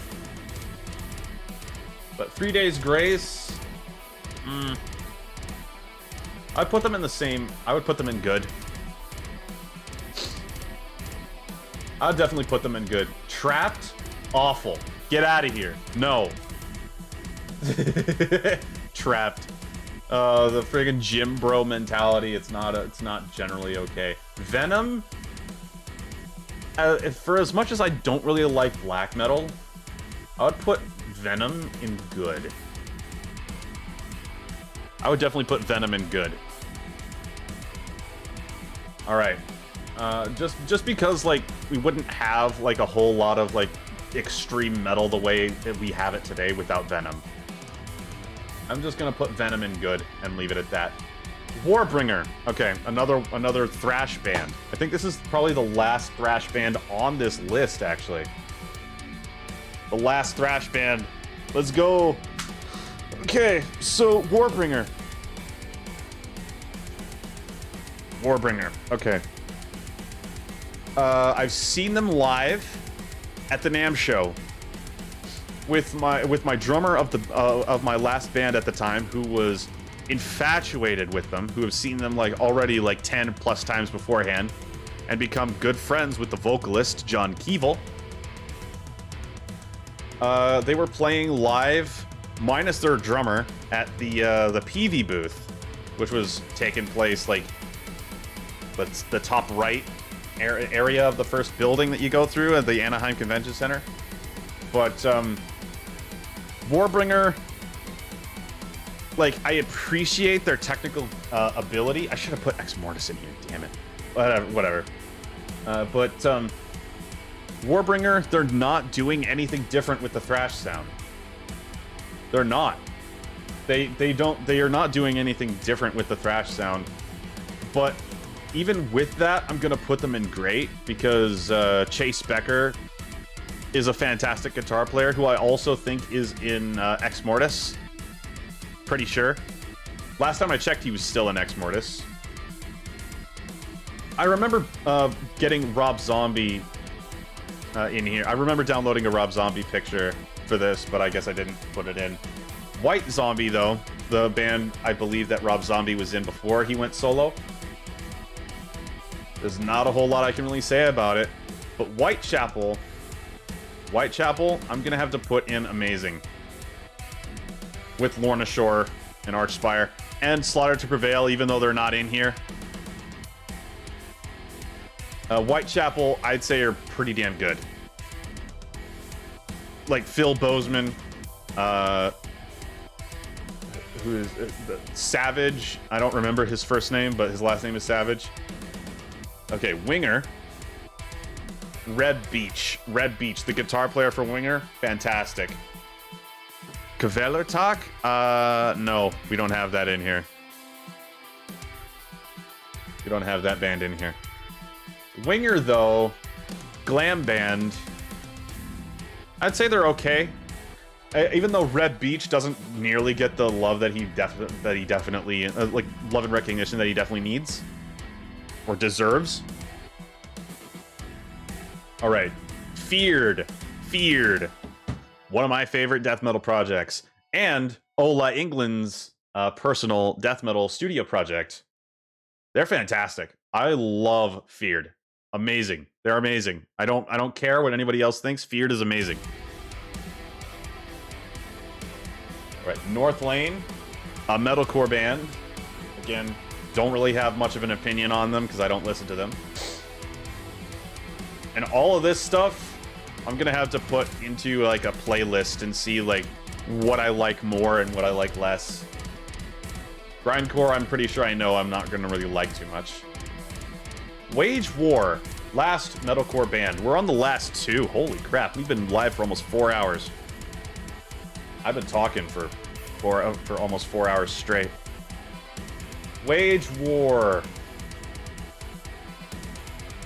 The first I heard about them, it was on a video on YouTube, and I learned about them through a friend on Facebook at the time, who shared like their performance for their San Antonio show. What's my opinion on Rings of Saturn? I don't care for it. I don't doubt that Lucas Mann is a good guitar player, but he's honestly kind of a piece of garbage person. He's honestly a piece of trash. But I think Wage War, they're not doing really anything different with the new metal, the metalcore sound. So I think they're gonna go in good. They're gonna go in good because, like, I appreciate what they're doing, but they're just not doing anything different. It's just metalcore, and that's it. His guitar skills are okay at best most of the time.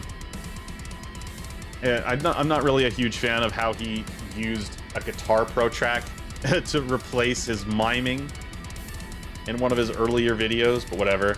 Nickelback. This is the Piece de Resistance. This is the last band.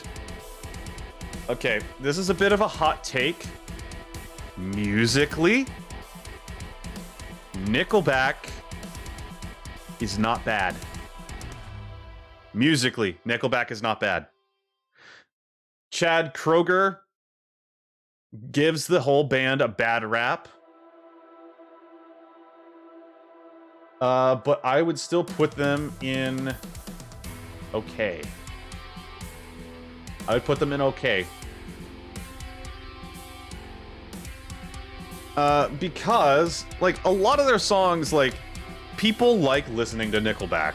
There's not a whole lot of bands that you can really say that about, that are, like, in the mainstream that do, like, aggressive music like Nickelback does. And I say aggressive very lightly. Like, a lot of their earlier stuff can be aggressive. And they even did a Sad But True Metallica cover that I enjoyed listening to on YouTube. It's still on YouTube, I think. And, man, like, Chad Kroeger's voice when he's trying to impersonate James Hetfield, it's honestly fantastic. It's just that Chad Kroeger's attitude gives the band a bad rap. And I think that's fair. It's nothing to be, like, it's nothing great. They definitely don't belong to be here. They're not down here because there are still people that like it, even though there are people that like all these groups down here. But I think this is a good middle ground for Nickelback to be in. And if I remembered to put Slaughter to Prevail in here, they would be in amazing, because Slaughter to Prevail are amazing.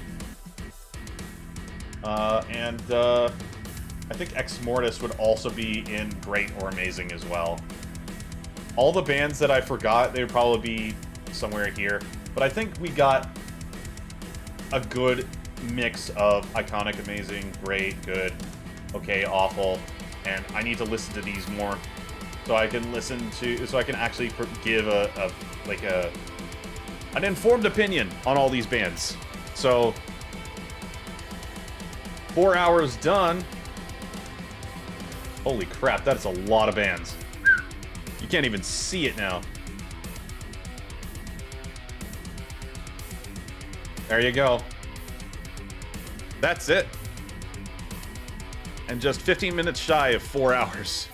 A lot of these bands I don't even listen to. Well, I'm gonna put this down. I'm gonna download this and put this on my Twitter so if people can actually see it. So hopefully I will be seeing you guys having a little bit. You mostly listen to solo artists. I mean, fair. I did remember to put Yngwie in here, all the way in here, but this is huge. This is a pretty big list. Like, there's over 200. There's 275 over 275 bands that I actually downloaded, which is probably closer to about 280 to 300. But all this, I think it's good. Alex Nor, Nick Nocturnal, K-Mac, yeah. Termina. I don't have Termina in here. But a lot of these bands, it's there's a lot of crossover between all of them. There's a lot of crossover. But that's the entire tier list, chat. And yeah, let's see how we can raid somebody. I need to rest my voice, man. I need to rest my voice very thoroughly. Let's see who's online to be rated.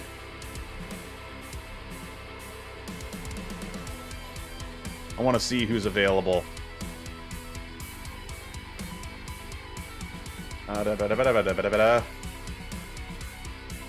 Oh, Coefficient is online. I haven't raided Coefficient before. Let's raid Coefficient. Not a VTuber, but a VTuber enjoyer.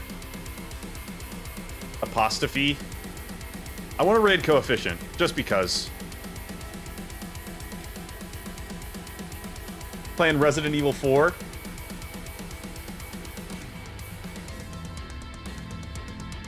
Let's get going. Let me just type out the raid message real fast.